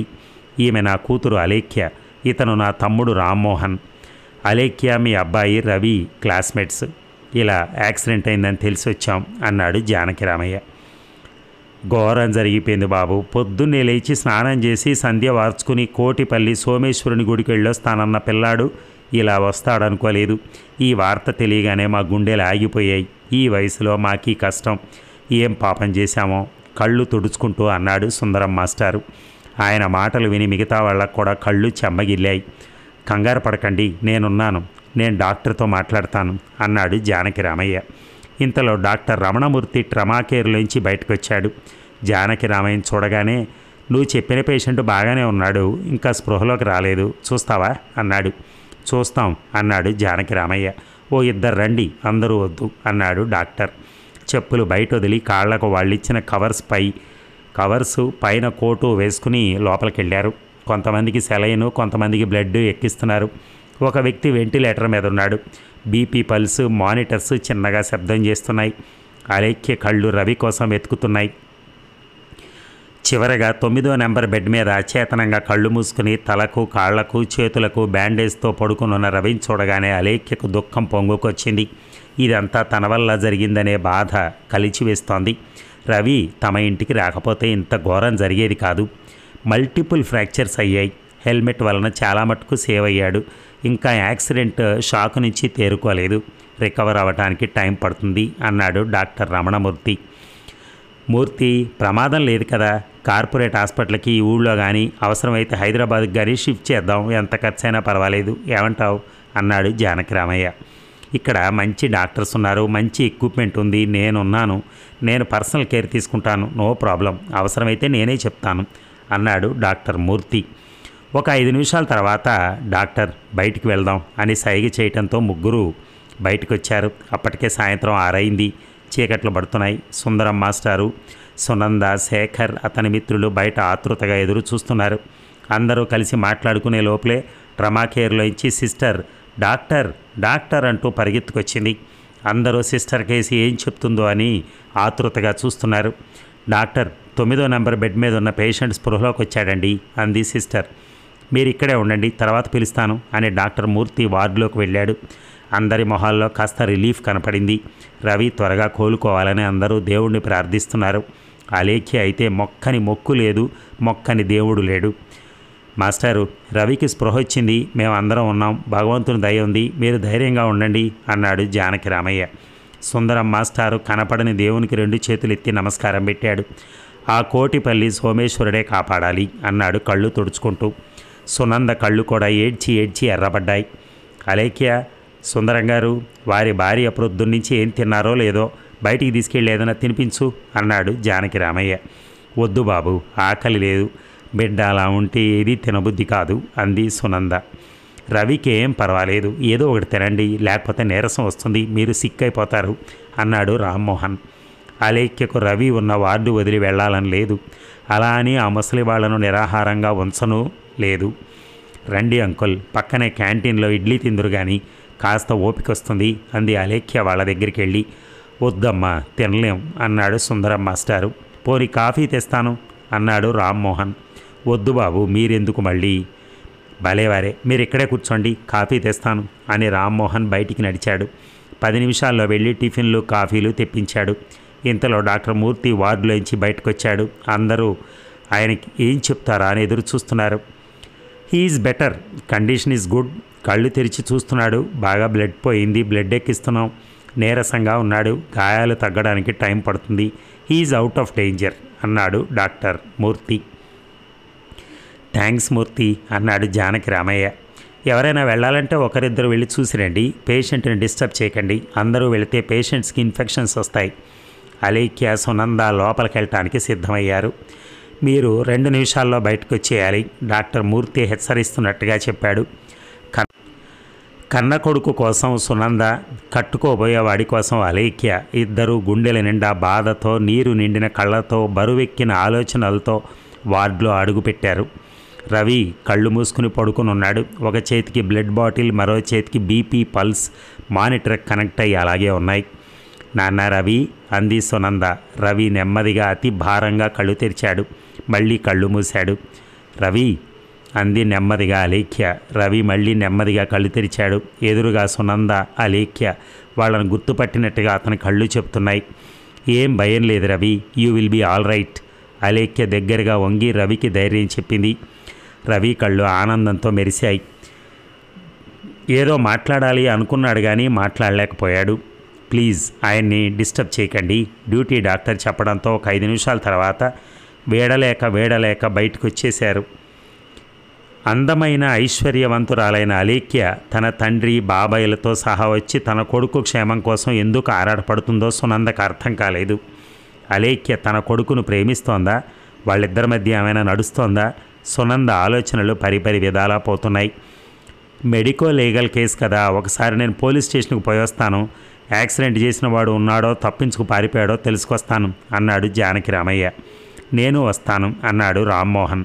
వద్దు వీళ్ళకు తోడుగా ఉండు అన్నాడు జానకి రామయ్య. అలేఖ్య మీరు ఇక్కడే ఉండండి, నేను పోలీస్ స్టేషన్కి ఒకసారి పోయి ఇప్పుడే వస్తాను అని కారెక్కాడు జానకి రామయ్య. అలేఖ్య తల ఊపి సుందరం సునందల పక్కన కూర్చుంది. రాత్రి 8 అయింది. అలేఖ్య మనం బయటుండి చేయగలిగింది ఏమి లేదు, మనల్ని కాసేపు నాకు ఇక్కడ కూడా ఉండనివ్వరు అన్నాడు శేఖర్. థ్యాంక్స్ శేఖర్, మీరు మాకంటే ముందొచ్చి మాతోనే ఉండిపోయారు. మీరందరూ ఏమీ తిన్నట్టు లేదు, మీరు బయలుదేరండి, మా నాన్నగారు వచ్చాక ఏం చేయాలో ఆలోచిస్తాం అంది అలేఖ్య. రేపు ఉదయాన్నే వస్తామని చెప్పి శేఖర్ మిగతా ఫ్రెండ్స్ వెళ్ళిపోయారు. సుందరం, సునంద, అలేఖ్య, రామ్మోహన్ మిగిలారు. మరో గంటకు జానకి రామయ్య వచ్చాడు. నేను డాక్టర్ మూర్తితో మాట్లాడాను, మనం ఇక్కడుండి చేయగలిగిందేం లేదు. ఎదురుగా ఉడిపి లాడ్జ్లో రూమ్స్ బుక్ చేశాను, రాత్రి అక్కడ పడుకుందాం. వీరన్న, రామ్మోహన్ ఈ రాత్రి కోటిపల్లికి వెళ్ళి మన ముగ్గురికి బట్టలు తీసుకొస్తారు, లేవండి అన్నాడు. పిల్లాడిని వదిలేసి లాడ్జికి వచ్చిన నిద్ర ఎలా పడుతుంది? లేదు ఇక్కడే ఉంటాం అన్నాడు సుందరం. అవసరమైతే నేను అలేఖ్య హాస్పిటల్లో ఉంటాం, రవి బాధ్యత మాది, మీరు లేవండి, కాసేపు నడుము వాలిస్తే మంచిది అని వాళ్లను లేవదీశాడు జానకి రామయ్య. అందరూ ఎదురుగా ఉన్న ఉడిపి లాడ్జీ చేరారు. ఇల్లు దూరం అని సుందరం, సునంద కూడా ఉడిపి రూమ్లో ఉండటానికి నిశ్చయించుకున్నారు. జానకి రామయ్య, అలేఖ్య మరో రూమ్లో చేరారు. అందరికీ భోజనం ఏర్పాటు చేశాడు జానకి రామయ్య. ఎవరికీ భోజనం చేయబుద్ధి కాలేదు. అయ్యింది అనిపించి రూముల్లో చేరారు. పోలీస్ స్టేషన్కి వెళ్ళావు కదా నాన్న, ఏమైంది అంది అలేఖ్య. అంతా అయోమయంగా ఉందమ్మా అన్నాడు జానకి రామయ్య. డ్రైవర్ దొరికాడా అంది అలేఖ్య. లేదమ్మా, స్టేషన్కి వెళ్ళాను, ఎస్ఐ తెలిసినవాడే, యాక్సిడెంట్ కాబట్టి కేసులు బుక్ చేశారు. మొదట ఏదో మామూలు యాక్సిడెంట్ అనుకున్నారు, కానీ ఆ తర్వాత వాళ్ళకే అనుమానం వచ్చింది. అంటే అంది అలేఖ్య అర్థం కాక. ఇది యాక్సిడెంట్ కాదు, కావాలని ఎవరో చేశారని పోలీసులకు అనుమానం. ఆ అవసరం ఎవరికి ఉంది నాన్న? రవికి శత్రువులా? నాకు తెలిసినంత వరకు ఎవరూ లేరే, ఎవరితోనూ గొడవ పడే మనస్తత్వం కూడా కాదంది అలేఖ్య. రవి గొడవ పడకపోవచ్చు, అవతలవాడు పడవచ్చు. కారు కింద పడాలంటే రోడ్డుకి అడ్డంగానే వెళ్ళక్కర్లా, పేవ్మెంట్ మీద వెళ్ళే వాళ్ళ వైపు కూడా వాళ్ళ మీద కూడా కారు రావచ్చు. ఎస్ఐ ఏమన్నాడు? వాళ్లకు ఫోన్ కాల్ రాగానే ఎస్ఐ కానిస్టేబుల్స్ యాక్సిడెంట్ స్పాట్కు వెళ్ళారట. అప్పటికే 108 అంబులెన్స్ వచ్చిందట. అంబులెన్స్ ఎక్కించి పంపేసి అక్కడ పోగైన జనాన్ని విచారించారు. వాళ్ళంతా ఏమన్నారట? యాక్సిడెంట్ చేసిన వాడు మానవత్వం ఉంటే ఆగి సహాయం చేస్తాడు, లేదా కేసు గొడవ ఎందుకని పారిపోతాడు. కానీ రవి మోటార్ సైకిల్ని లారీ గుద్దిన తర్వాత కింద పడ్డ రవిని మళ్ళీ గుద్దించాలని ముందుకు వెళ్ళిన లారీ మళ్ళీ వెనక్కి వేగంగా వచ్చిందట. అక్కడ పొలాల్లో పనిచేసే కూలీలు, రోడ్ల మీద వెళ్ళేవాళ్ళు గట్టిగా కేకలు వేయటంతో లారీని ముందుకు పోనిచ్చి పారిపోయాట. మై గాడ్ అంది అలేఖ్య గుండెల మీద చెయ్యేసుకుని. అక్కడ ఉన్నవాళ్ళు లారీ నెంబర్ నోట్ చేసి పోలీసులకి ఇచ్చారట. మరి ఇంకేం నాన్న, లారీ దొరకాలి కదా. దొరకాలి, కానీ ఆ నెంబర్ లారీ 4 రోజుల క్రితం బియ్యం లోడుతో కేరళ వెళ్ళింది. ప్రస్తుతం అది క్యాలికట్లో ఉంది. అదెలా సాధ్యం? ఏదైనా సాధ్యమే. ఎవరో రవి అంటే ద్వేషం ఉన్నవాళ్ళు ఆ లారీ క్యాలికట్ వెళ్ళిందని తెలిసి ఆ లారీ నెంబర్ తగిలించుకుని యాక్సిడెంట్ చేసి ఉండొచ్చు. ఎంత క్రిమినల్ బ్రెయిన్! అంత అవసరం ఎవరికి ఉందని రవి నోరు విప్పితే కానీ తెలియదు. ఈరోజు స్పృహలోకి వచ్చాడు కాబట్టి రేపు పోలీసులు వచ్చి స్టేట్మెంట్ రికార్డ్ చేస్తారు. మరో విషయం ఏమిటంటే బ్రెయిన్కి ఎంఆర్ఐ, కాళ్ళకి చేతులకి ఎక్స్రేలు తీశారట. ఎంఆర్ఐ బాగానే ఉంది, కానీ ఎడమ కాలికి చేతికి ఫ్రాక్చర్స్ ఉన్నాయట. రేపు సర్జరీ చేస్తారట. ఇప్పుడే డాక్టర్ మూర్తి ఫోన్లో చెప్పాడు అన్నాడు జానకి రామయ్య. ఎవరు నాన్న ఇంత దుర్మార్గానికి ఒడిగట్టింది? ఎంత ప్రమాదం తప్పింది అంది అలేఖ్య. ప్రమాదమే, రవిని ఒంటరిగా వదలటం కూడా ప్రమాదమే. నువ్వు సుందరం గారి రూమ్లో పడుకో, వాళ్ళకి ఈ విషయాలేం చెప్పకు. నేను వెళ్ళి రవి దగ్గర ఉంటాను, మీరు పొద్దున్నే రండి అంటూ హడావిడిగా బయలుదేరాడు జానకి రామయ్య. సుందరం సునంద ఉన్న రూమ్కి వెళ్ళింది అలేఖ్య. జానకి రామయ్య త్వరగా నడుచుకుంటూ రవిని ఉంచిన ఇంటెన్సివ్ కేర్కి వచ్చాడు. డాక్టర్ మూర్తి గారి స్నేహితుడు అవటం మూలంగాను, అతనుకున్న పరిచయాల కారణంగాను జానకి రామయ్యను ఎవరూ లోపలికి రాకుండా ఆపలేదు. ఆ రాత్రంతా ఐసీయూలోనే రవికి ఏ ప్రమాదం రాకుండా చూస్తూ గడిపేశాడు. మర్నాడు ఉదయం అలేఖ్య, సుందరం, సునంద వచ్చాక తాను హోటల్కి వెళ్ళి ఫ్రెష్ అప్ అయి వచ్చాడు. 10 గంటలకు ఎస్ఐ, కానిస్టేబుల్ కలిసి వార్డులోకి వచ్చారు. అప్పటికింకా రవిని సర్జరీకి థియేటర్లోకి తీసుకెళ్లలేదు. రవి కళ్ళు తెరిచి చూస్తున్నాడు, కొద్దిగా మాట్లాడుతున్నాడు. ఎస్ఐతో పాటు జానకి రామయ్య కూడా రవి దగ్గరికి వచ్చాడు. మిస్టర్ రవి, ఎలా ఉన్నారు అన్నాడు ఎస్ఐ. పర్వాలేదు సార్ అన్నాడు రవి. వాయిస్ మరీ బలహీనంగా ఉంది. ఇది ప్రమాదమనే అనుకుంటున్నావా, ఎవరైనా కావాలని చేశారనుకుంటున్నావా అన్నాడు ఎస్ఐ. ప్రమాదం అనుకుంటున్నాను సార్. నీకెవరైనా శత్రువులు ఉన్నారా? నీతో పడని వాళ్ళు కాలేజీలో కానీ బయట కానీ? లేదు సార్. ఎప్పుడైనా ఎవరితోనైనా గొడవ పడ్డారా? కాలేజీ పాలిటిక్స్లో కానీ గర్ల్ ఫ్రెండ్ విషయంలో కానీ? లేదు సార్. బాగా ఆలోచించి చెప్పు. రవి ఒక్క క్షణం ఆలోచించాడు. ఒకసారి సుధాకర్ అని నా క్లాస్మేట్, అది చాలా చిన్న విషయం సార్. ఏ విషయం అది? అలేఖ్య అని నా ఫ్రెండ్ని ఏడిపిస్తూ ఉంటే వద్దని చెప్పినందుకు ఘర్షణ పడ్డాను సార్. నువ్వు కొట్టావా, అతనే కొట్టాడా? రవి మాట్లాడలేదు. చెప్పు, పర్వాలేదు. వాడు అసభ్యంగా మాట్లాడితే కోపం వచ్చి కొట్టాను సార్. ఆ తర్వాత మేము ఫ్రెండ్స్ అయిపోయాం. నేను సారీ కూడా చెప్పాను. ఎక్కడుంటాడు అతను? ఈ ఊళ్ళోనే సార్. వాళ్ళ ఫాదర్ పేరు కొండలరావు గారు, మాజీ ఎమ్మెల్యే. అవునా? అవును. ఎస్ఐ బ్రుకుటి ముడిపడింది. కానిస్టేబుల్ వైపు చూశాడు. అతను తల ఊపాడు. నువ్వు మోటార్ సైకిల్పై వస్తుంటే నిన్ను వెనక నుంచి లారీ గుద్దింది, నువ్వు పడిపోయావు. అదే లారీ నీ వైపు పైకి మళ్ళీ వచ్చింది. ఆ విషయం నీకు తెలుసా? తెలియదు సార్. పడగానే స్పృహ పోయింది. కొండలరావు పనేనా ఇది ఎస్ఐ గారు? ఆయన అన్నాడు జానకి రామయ్య. ఆయన కాదు అన్నాడు ఎస్ఐ. మరి? చెప్తాను. నేరస్తులు చాలా తెలివైన వాళ్ళు అన్నాడు. రవి స్టేట్మెంట్ రికార్డ్ చేశారు. ఓకే మిస్టర్ రవి, విశ్రాంతి తీసుకో, మళ్ళీ కలుద్దాం అంటూ ఎస్ఐ లేచాడు. ఇక ఎస్ఐ, కానిస్టేబుల్ బయటికి వెళ్ళగానే డాక్టర్ మూర్తి లోపలికి వచ్చాడు. హౌ ఆర్ యూ రవి అన్నాడు నవ్వుతూ. బాగానే ఉన్నాను అన్నట్టుగా తల ఊపాడు రవి. ఈరోజు నీకు చిన్న ఆపరేషన్ చేస్తారు. కాలుకి, చేతికి చిన్న ఫ్రాక్చర్స్ అయ్యాయి. అవి సరిచేస్తారు. Nothing to worry, you will be all right. 2 రోజుల్లో రూమ్లోకి షిఫ్ట్ చేస్తాం. మరో 4 రోజుల్లో డిశ్చార్జ్ అయ్యి వెళ్ళిపోవచ్చు. ఓకే అన్నాడు డాక్టర్ మూర్తి. ఓకే సార్ అన్నాడు రవి నెమ్మదిగా. డాక్టర్ మూర్తి వెళ్ళిపోయాడు. జానకి రామయ్య ఒక్కడే మిగిలాడు. ఇంతలో అలేఖ్య, సుందరం, సునంద వచ్చారు. కాళ్ళకి చేతులకి కట్లున్న రవి మొహం కాస్త ఉత్సాహంగా ఉండడంతో వాళ్ళు ఆనందంగా ఊపిరి పీల్చుకున్నారు. రవిని చూడగానే అలేఖ్యకి, సునందకి కళ్ళు తడయ్యాయి. అలేఖ్య కర్చీఫ్తో తుడుచుకున్నా సునంద ఆ ప్రయత్నం కూడా చేయలేదు.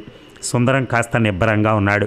ప్రమాదం తప్పినందుకు దైవానికి కృతజ్ఞతలు చెప్పుకుంటూ ఒక 5 నిమిషాలు ఒకళ్ళనొకళ్ళు ఓదార్చుకున్నారు. ధైర్యం చెప్పుకోవటం అయిన తర్వాత వార్డు బాయ్స్ సిస్టర్స్ వచ్చి రవి పడుకున్న బెడ్ను తోసుకుంటూ ఆపరేషన్ థియేటర్కి వెళ్తున్నప్పుడు రవి చూసిన చూపులు అలేఖ్యను కలిచివేశాయి. కన్నీళ్లు తుడుచుకుంటూ వార్డు బయటకు వచ్చారు. ఇంతలో రామ్మోహన్ కోటిపల్లి నుంచి కారులో జానకి రామయ్యకు అలేఖ్యకు కావలసిన దుస్తులు వస్తువులు తీసుకుని వచ్చాడు. బయట హోటల్కి వెళ్ళి బ్రేక్ఫాస్ట్ చేసొద్దాం రండి అన్నాడు రామ్మోహన్. వద్దులే బాబు, కాఫీ తాగాం, ఆకలి లేదు, మీరు వెళ్ళండి అన్నాడు సుందరం.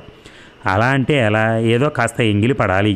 రామ్మోహన్, నువ్వు వెళ్ళి అందరికీ టిఫిన్లు కాఫీ ప్యాక్ చేయించి వచ్చేయి అన్నాడు జానకి రామయ్య. రామ్మోహన్ తల ఊపి బయలుదేరాడు. ఇంతలో శేఖర్, లలిత, అలేఖ్య ఫ్రెండ్స్ అందరూ వచ్చారు. ఎలా ఉన్నాడు అన్నాడు శేఖర్ వస్తూనే. పర్వాలేదు, ఆపరేషన్ థియేటర్లో ఉన్నాడు, ఫ్రాక్చర్కి సర్జరీ చేస్తున్నారు అంది అలేఖ్య. కొందరు మాట్లాడుతున్నా మరికొందరు మౌనంగా ఉన్నా అందరి మదిలో ఆలోచనలు మాత్రం రవి యాక్సిడెంట్ చుట్టూ తిరుగుతూనే ఉన్నాయి.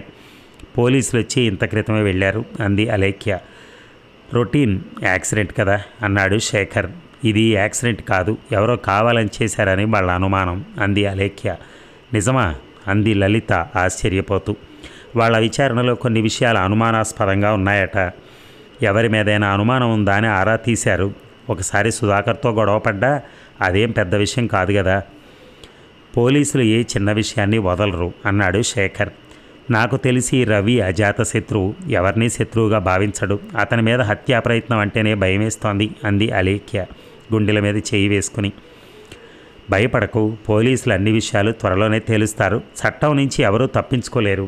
అందులోనూ మీ డాడీకి బాగా పలుకుబడి ఉంది కదా, అస్సలు వదిలిపెట్టరు అంది లలిత ధైర్యం చెప్తూ. ఏమో లలిత, ఎవరు శత్రువులో ఎవరు మిత్రులో, ఎవరిని నమ్మాలో ఎవరిని నమ్మకూడదో కూడా తెలియటం లేదు. అనవసరంగా భయపడకు, పోలీసులు అందరినీ అనుమానిస్తారు, అన్నీ నిజం కాదు. రవికేం అనుమానం లేదుగా అన్నాడు శేఖర్. రవి శత్రువును కూడా అనుమానించడు అంది అలేఖ్య. ఇంతలో రామ్మోహన్ కాఫీ టిఫిన్లతో వచ్చాడు. మీరు కూడా తీసుకోండి అంది అలేఖ్య ఫ్రెండ్స్ని ఉద్దేశించి. మేమిప్పుడే తినొచ్చాం, మీరు తినండి అన్నాడు శేఖర్. తినడం అయిన తర్వాత అందరూ రవిని ఆపరేషన్ థియేటర్లోంచి ఎప్పుడు బయటికి తీసుకొస్తారా అని ఎదురు చూస్తూ కూర్చున్నారు. మధ్యాహ్నం 1 గంటకి డాక్టర్ మూర్తి ఆపరేషన్ థియేటర్లోంచి బయటకు వచ్చాడు. ఆపరేషన్ పూర్తయింది. రవి ఇప్పుడే స్పృహలోకి వచ్చాడు. మరో అరగంటలో ఇంటెన్సివ్ కేర్లోకి తీసుకొస్తారు. మీరు భోజనాలు చేసి రండి, ఆ తర్వాత చూడొచ్చు అన్నాడు ఆయన. ఆ రాత్రి దాకా రవిని చూడటానికి అనుమతి లేదు. ఆ తర్వాత అందరూ ఒక్కొక్కళ్ళు నిశ్శబ్దంగా చూసి వచ్చారు. మర్నాడు సాయంత్రానికి రూమ్లోకి మార్చారు. అలేఖ్య పగలు రాత్రి రూమ్లోనే ఉండి సపర్యలు చేస్తోంది. సుందరం సునందలకు కాస్త విశ్రాంతిగా ఉంది. మధ్య మధ్యలో ఇంటికెళ్ళి స్నానాలు చేసి అన్నం వండి అలేఖ్య వాళ్లకు క్యారేజీలు తెస్తున్నారు. సుందరం బంధువులంతా వచ్చి చూసి వెళుతున్నారు. మిగతా రవి మిత్రులంతా వచ్చి వెళుతున్నారు. జానకి రామయ్య, రామ్మోహన్ కూడా కోటిపల్లి వెళ్ళి పనులు చూసుకొస్తున్నారు. కానీ అలేఖ్య మాత్రం రవితో పాటు అతను డిశ్చార్జ్ అయ్యేదాకా హాస్పిటల్ రూమ్లోనే ఉండాలని నిర్ణయించుకుంది. 10 రోజులకు రవి పూర్వస్థితికి వచ్చాడు. మామూలుగా నడవగలుగుతున్నాడు, ఉత్సాహంగా మాట్లాడుతున్నాడు. ఆ రోజు డిశ్చార్జ్ చేస్తారనగా జానకి రామయ్య కూడా వచ్చాడు. మీకు ఎలా కృతజ్ఞతలు చెప్పాలో తెలియటం లేదు. సమయానికి దేవుళ్ళ వచ్చి నా కొడుకును రక్షించారు. మీ రుణం ఎలా తీర్చగలను అన్నాడు సుందరం 2 చేతులు ఎత్తి జానకి రామయ్యకు నమస్కరిస్తూ. పెద్దవారు, అంత మాట అనకండి. మేం చేసింది చాలా తక్కువ. అందరినీ రక్షించేవాడా భగవంతుడే. మాకు అలేఖ్య ఎంతో, రవి అంతే. మంచి రోజు కోసం చూసి మీ ఇంటికి వస్తాం అన్నాడు జానకి రామయ్య నవ్వుతూ. మీరు ఎప్పుడొస్తే అప్పుడే మంచి రోజు. ఈరోజు మా ఇంటికి వచ్చి వెళ్ళాలి మీరు అన్నాడు సుందరం. తప్పకొస్తాం, కానీ ఇప్పుడు కాదు. అలేఖ్య, నువ్వైనా చెప్పు తల్లి, మా ఇంటికి రమ్మని అన్నాడు సుందరం గారు. అలేఖ్య మాట్లాడలేదు, తల వంచుకుంది. తప్పకొస్తుంది, మీరు అంగీకరిస్తే శాశ్వతంగా అన్నాడు జానకి రామయ్య నవ్వుతూ నర్మగర్భంగా. అంటే మీ ఇంటి కోడలుగా? అంత అదృష్టమా? పరాచకం కాదు కదా అన్నాడు సుందరం. ఆ మాటకు మురిసిపోతూ సునందకు చాలా ఆనందంగా ఉంది. అందం, అణుకువ, ఐశ్వర్యం ఉన్న అలేఖ్య కోడలుగా వస్తుందంటే నమ్మలేకపోతోంది. పరాచకం కాదు, మీరు అంగీకరిస్తే ఇక పరిణయమే అన్నాడు జానకి రామయ్య. సుందరానికి ఇది ఊహించని బహుమానం, ఆశించని ఆనందం. హై స్కూల్లో టీచర్గా పనిచేసే తనకు చిన్న ఇల్లు తప్పితే వేరే ఆస్తిపాస్తులేం లేవు. చిన్నప్పుడే తండ్రి పోవడంతో మేనమామ సహకారంతో టీచర్ ట్రైనింగ్ ఉద్యోగం సంపాదించాడు. తనే ఇంటికి పెద్ద కొడుకు అవడంతో ఎంతో కొంత తమ్ముళ్ళకు అండగా ఉండక తప్పలేదు. భగవంతుని దయ వల్ల తామంతా బాగా సెటిల్ అయ్యారు. కానీ పెద్దగా ఆస్తిపాస్తులే సంపాదించుకోలేదు. జానకి రామయ్య అంతటి ఉన్నత కుటుంబం నుంచి కోడలొస్తుందని తాను కలలో కూడా ఊహించలేదు. రవి అదృష్టానికి ఆనందంగా ఉంది తనకి. సుందరం ఆనందంతో ఉబ్బితబ్బిబ్బవుతూ ఉండగానే ఎస్ఐ కానిస్టేబుల్ బూట్లు టకటకలు అడుచుకుంటూ వచ్చారు. నేరుగా రవి ఉన్న రూమ్లోకి వెళ్ళారు. ఒకసారి మీరంతా బయటికి వెళ్తారా అన్నాడు ఎస్ఐ. అలేఖ్య, రవి ఫ్రెండ్స్ ఆ రూమ్ నుంచి బయటకు వచ్చేశారు. మిస్టర్ రవి, మీకు డ్రైవింగ్ లైసెన్స్ ఉందా అన్నాడు ఎస్ఐ. ఉంది సార్ అన్నాడు రవి. బండి సి బుక్ మీ పేరు మీదే ఉందా? లేదు, మా ఫ్రెండ్ రవి కిరణ్ పేరునుంది సార్. నా బండి ట్రబుల్ ఇస్తే మా ఇంటి పక్కనుండే నా క్లాస్మేట్ కిరణ్ బండి తీసుకుని వెళ్ళాను సార్. అతను బెంగళూరు వెళ్ళిన మూలంగా అతనికి ఇంకా తెలియకపోవచ్చు. ఈ విషయం ముందే ఎందుకు చెప్పలేదు? మీరు అడగలేదు కదా సార్, నాకు చెప్పాలని కూడా తెలియలేదు. ముందే చెప్పుంటే పని కాస్త తేలికయ్యేది. బండి వెనక రవి అని రాసుండడంతో నీదే అనుకున్నాం. అది రవి కిరణ్ అనే మీ ఫ్రెండ్దని తెలియక మా ఆలోచన వేరుగా పోయింది. యాక్సిడెంట్ చేసిన డ్రైవర్ దొరికాడు. నంబర్ ప్లేట్ తయారు చేసే చోట ఎంక్వైరీ చేస్తే వాడు తయారు చేయించిన నెంబర్ ప్లేట్స్, షాపు వాడి వివరాలు దొరికాయి. దాన్ని బట్టి వాడిని పట్టుకున్నాం. మరి నా మీద ఎందుకు యాక్సిడెంట్ చేశాడు సార్ అన్నాడు రవి ఆశ్చర్యంగా. నువ్వు హెల్మెట్ పెట్టుకోవడం వల్ల నీ మొహం వాళ్ళకి తెలియలేదు. బండి నెంబర్ ప్లేట్ను బట్టి రవి కిరణ్ అనుకున్నారు, యాక్సిడెంట్ చేశారు. అనుమానం మాజీ ఎమ్మెల్యే కొండలరావు మీదకు పోయేటట్టు వాళ్ళ లారీ నెంబర్ని యాక్సిడెంట్ చేసిన లారీకి తగిలించారు. రవికిరణ్ని మాత్రం ఎందుకు చంపాలనుకున్నారు సార్? రవికిరణ్ నీకు బాగా క్లోజా? లేదు, ఇంటి పక్కనే ఉంటాడు కాబట్టి అప్పుడప్పుడు మాట్లాడుకుంటాం. ఆ రోజు ఆలస్యం అయిపోతుందని తప్పని పరిస్థితుల్లో అతని బండి తీసుకున్నానండి. రవికిరణ్కి లేని అలవాట్లేదు. పైకి కనిపించేంత మంచివాడు కాదు. డ్రగ్స్, క్రికెట్ బెట్టింగ్స్లో బాగా అరితేరాడు. బెట్టింగ్స్లో చాలా బాగా పెట్టి ఆ ముఠాతో గొడవలు పెట్టుకున్నాడు. వాళ్లతో తేడా వస్తే ప్రాణాలతో ఉండనివ్వరు. వాళ్ళు ప్రొఫెషనల్ క్రిమినల్స్. అవునా? ఆశ్చర్యపోయాడు రవి. నీకు తెలియని విషయాలు చాలా ఉన్నాయి. కిరణ్కి, సుధాకర్కి పడదు. ఆ విషయం తెలిసిన బెట్టింగ్ ముఠ సుధాకర్ తండ్రి కొండలరావు లారీ నెంబర్ తగిలించి ఆ లారీతో హత్యా ప్రయత్నం చేశారు. అందుకే వాళ్ళు యాక్సిడెంట్ చేశాక పారిపోక అందరూ ఆ లారీ నెంబర్ చూసే అవకాశం ఇచ్చి ఆ తర్వాత పారిపోయారు. ఎనీహో యు ఆర్ లక్కీ అన్నాడు ఎస్ఐ. Thank you sir. అవసరమైతే నిన్ను పిలుస్తాం, నువ్వు ఒకసారి స్టేషన్కి రావాల్సి ఉంటుంది అని అన్నాడు. అలాగే సార్ అని రవి చేతులు జోడించి నమస్కారం చేశాడు. రవి భుజం తట్టి ఎస్ఐ కానిస్టేబుల్ వెళ్ళిపోయారు. తను కిరణ్ మోటార్ సైకిల్ తీసుకోవటం ఏమిటో, వాళ్ళు తనను కిరణ్కుని యాక్సిడెంట్ చేయటం ఏమిటో అంతా మిస్టరీగా ఉంది. తను లేచిన వేళ విశేషం మంచిది కాబట్టి బ్రతికి బయటపడ్డాడు. తనకేదైనా జరిగితే అలేఖ్య అన్యాయం అయిపోయేది. తన తల్లి, తండ్రి తల్లడిల్లిపోయేవారు. ఎస్ఐ తెలివని వాడు, మంచివాడు కాబట్టి సరైన నేరస్తుడిని గుర్తించగలిగాడు. లేకపోతే అందరినీ అనుమానిస్తూ నిందితుల్ని చేసి అమాయకుల్ని కోర్టు చుట్టూ తిప్పేవాళ్ళు. జానకి రామయ్య, సుందరం, సునంద అందరూ రవి ఉన్న రూమ్లోకి వచ్చారు. పోలీసులు వచ్చారు కదా, ఏమన్నారు అన్నాడు సుందరం. జరిగిందంతా చెప్పాడు రవి. మై గాడ్, అకారణంగా నా బిడ్డ బలైపోయేవాడు కదా అన్నాడు సుందరం ఫీల్ అవుతూ. రోజులు బాగాలేవు, ఎవరిని నమ్మడానికి లేదు. ఎవరి మోటార్ సైకిల్ తీసుకోకని చెప్తూనే ఉన్నాను. ఎంత గండం తప్పింది అంది సునంద. రవి అవేమీ వినిపించుకోవటం లేదు. అలేఖ్య అన్నాడు రవి చుట్టూ చూస్తూ. ఆమె కనిపించకపోవడంతో డిశ్చార్జ్ షీట్ తీసుకురావడానికి వెళ్ళింది అంది లలిత. రవి నెమ్మదిగా మంచం మేంచి లేచి కూర్చున్నాడు. రవి, శుభవార్త. నువ్వు చెప్పకపోయినా జానకి రామయ్య గారు చెప్పారు అన్నాడు సుందరం. ఏమిటి నాన్న శుభవార్త అన్నాడు రవి. అలేఖ్య మన ఇంటి కోడలు కాబోతోంది అనే విషయం ఇప్పుడే జానకి రామయ్య గారు చెప్పారు. చాలా సంతోషం రవి. అలాగా, సారీ నాన్న, నాకు ఇష్టం లేదు, ఈ పెళ్ళి జరగదు అన్నాడు రవి చాలా ఖచ్చితంగా. సునంద, సుందరం గుండెల్లో ఒక్కసారిగా బండరాయి పడింది. వేడి పెనాంపై నీటి చుక్కలాగా వాళ్ళ ఆనందం క్షణంలో ఆవిరైపోయింది. ఇక ఆశల సౌధం ఒక్కసారిగా కూలిపోయినట్టయింది. సుందరం, సునంద నిశ్చేష్టులయ్యారు. వారిద్దరికీ నోట మాట రాలేదు. కొడుకు మృత్యుద్వారం దాకా వెళ్ళి వెనక్కి వచ్చాడు అనే ఆనందం ఒకవైపు, కోడలుగా వస్తుంది అనుకున్న అమ్మాయి సింహద్వారం నుంచే వెనక్కి వెళ్ళిపోతుంది అనే బాధ మరోవైపు. వారి మస్తిష్కం స్తంభించిపోయింది. ఎరా, ఏమైంది నీకు అన్నాడు సుందరం కంగారుగా. యాక్సిడెంట్లో తలకేమైనా గాయమై గతం మర్చిపోయి అలా మాట్లాడుతున్నాడా? కాలేజీలో 4 ఏళ్లుగా ప్రేమించుకుని తీరా పెద్దలు అంగీకరించాక ఊహించని ఆ నిర్ణయం ఏమిటి? 10 రోజుల నుంచి రాత్రనక పగలనక అలేఖ్యబడిన కష్టం చూశాక కృతజ్ఞుళ్ళ రవి అలా ఎలా అనగలుగుతున్నాడు? ఇప్పుడు అందరికీ తెలిసాక వీడు నో అంటే ఆ పిల్ల పరిస్థితి ఏమిటి? ఎంత అప్రతిష్ట! సుందరం ఆలోచనలు పరిపరి విధాలా పోతున్నాయి. ఇప్పుడు ఇక్కడ చర్చించేది మామూలు విషయం కాదు నాన్న, ఇంటికి వెళ్ళాక తాపీగా మాట్లాడుకుందాం అన్నాడు రవి అసహనంగా. అది కాదురా. సునంద ఏదో విధంగా రవిని అనునయించి ఒప్పించాలనుకుంది. తల్లి చెప్పబోయే విషయం వినిపించుకోలేదు. పెద్దింటి అమ్మాయి తన కోడలుగా వస్తుందనే ఆశ కలగా చెదిరిపోతుంది అనగానే షాకింగ్గా ఉంది. సునందకి, చుట్టాలకి, స్నేహితులకి గొప్పగా చెప్పుకోవచ్చని, కారులో ఊరేగచ్చనే ఆశ అడి ఆశ అయ్యేటట్టుగా ఉంది. జానకి, రామయ్య, అలేఖ్య మౌనంగా ఉన్నారు. వాళ్ళు మౌనం మరింత బాధించింది సునందని. ఎందుకు చేసుకో రవి, ఏమిటి నీ అభ్యంతరం అని కూడా పెద్ద మనిషి కానీ 10 రోజులుగా అంటిపెట్టుకున్న అలేఖ్య కానీ ఎందుకు అడగటం లేదు? ఈ 10 రోజుల్లోనూ నిన్నటిదాకా బాగానే ఉన్నారే, ఎక్కడా దెబ్బలాడుకున్న సూచనలు కూడా లేవే అనుకుంది సునంద. రవిని నిదానంగా ఆలోచించుకొనివ్వండి, తొందర పెట్టకండి.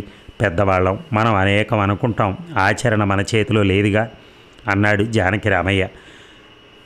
పెళ్లి చేసుకొని వాడు పరాయి ఆడపిల్ల చేత పగలు రాత్రి ఎందుకు సేవ చేయించుకున్నాడు అన్నాడు సుందరం ఆవేశంగా. ఈ సంబంధం చెడిపోవడం సుందరానికి ఏమాత్రం ఇష్టం లేదు. పర్వాలేదు అంకుల్, నేను సాటి మనిషిగా ఆలోచించి మానవతా దృక్పథంతో చేశాను, అభిమానంతో చేశాను, కానీ ఏదో ఆశించి చేయలేదు. రవి క్షేమంగానే ఉన్నాడు, అదే చాలు అంది అలేఖ్య. ఆమె మొహంలో సంస్కారం ఉట్టిపడుతోంది. అది నీ పెద్ద మనసు తల్లి. రవి అలా ఎందుకు మాట్లాడుతున్నాడో నాకు అర్థం కావట్లేదు. రవితో ఇంటికి వెళ్ళాక నేను మాట్లాడతాను, నువ్వు బాధపడకు తల్లి అన్నాడు సుందరం అలేఖ్య చేతులు పట్టుకుంటూ. భలేవారే అంకుల్, మీరు ఇంకా నిశ్చింతగా బయలుదేరండి, అది డిశ్చార్జ్ షీట్.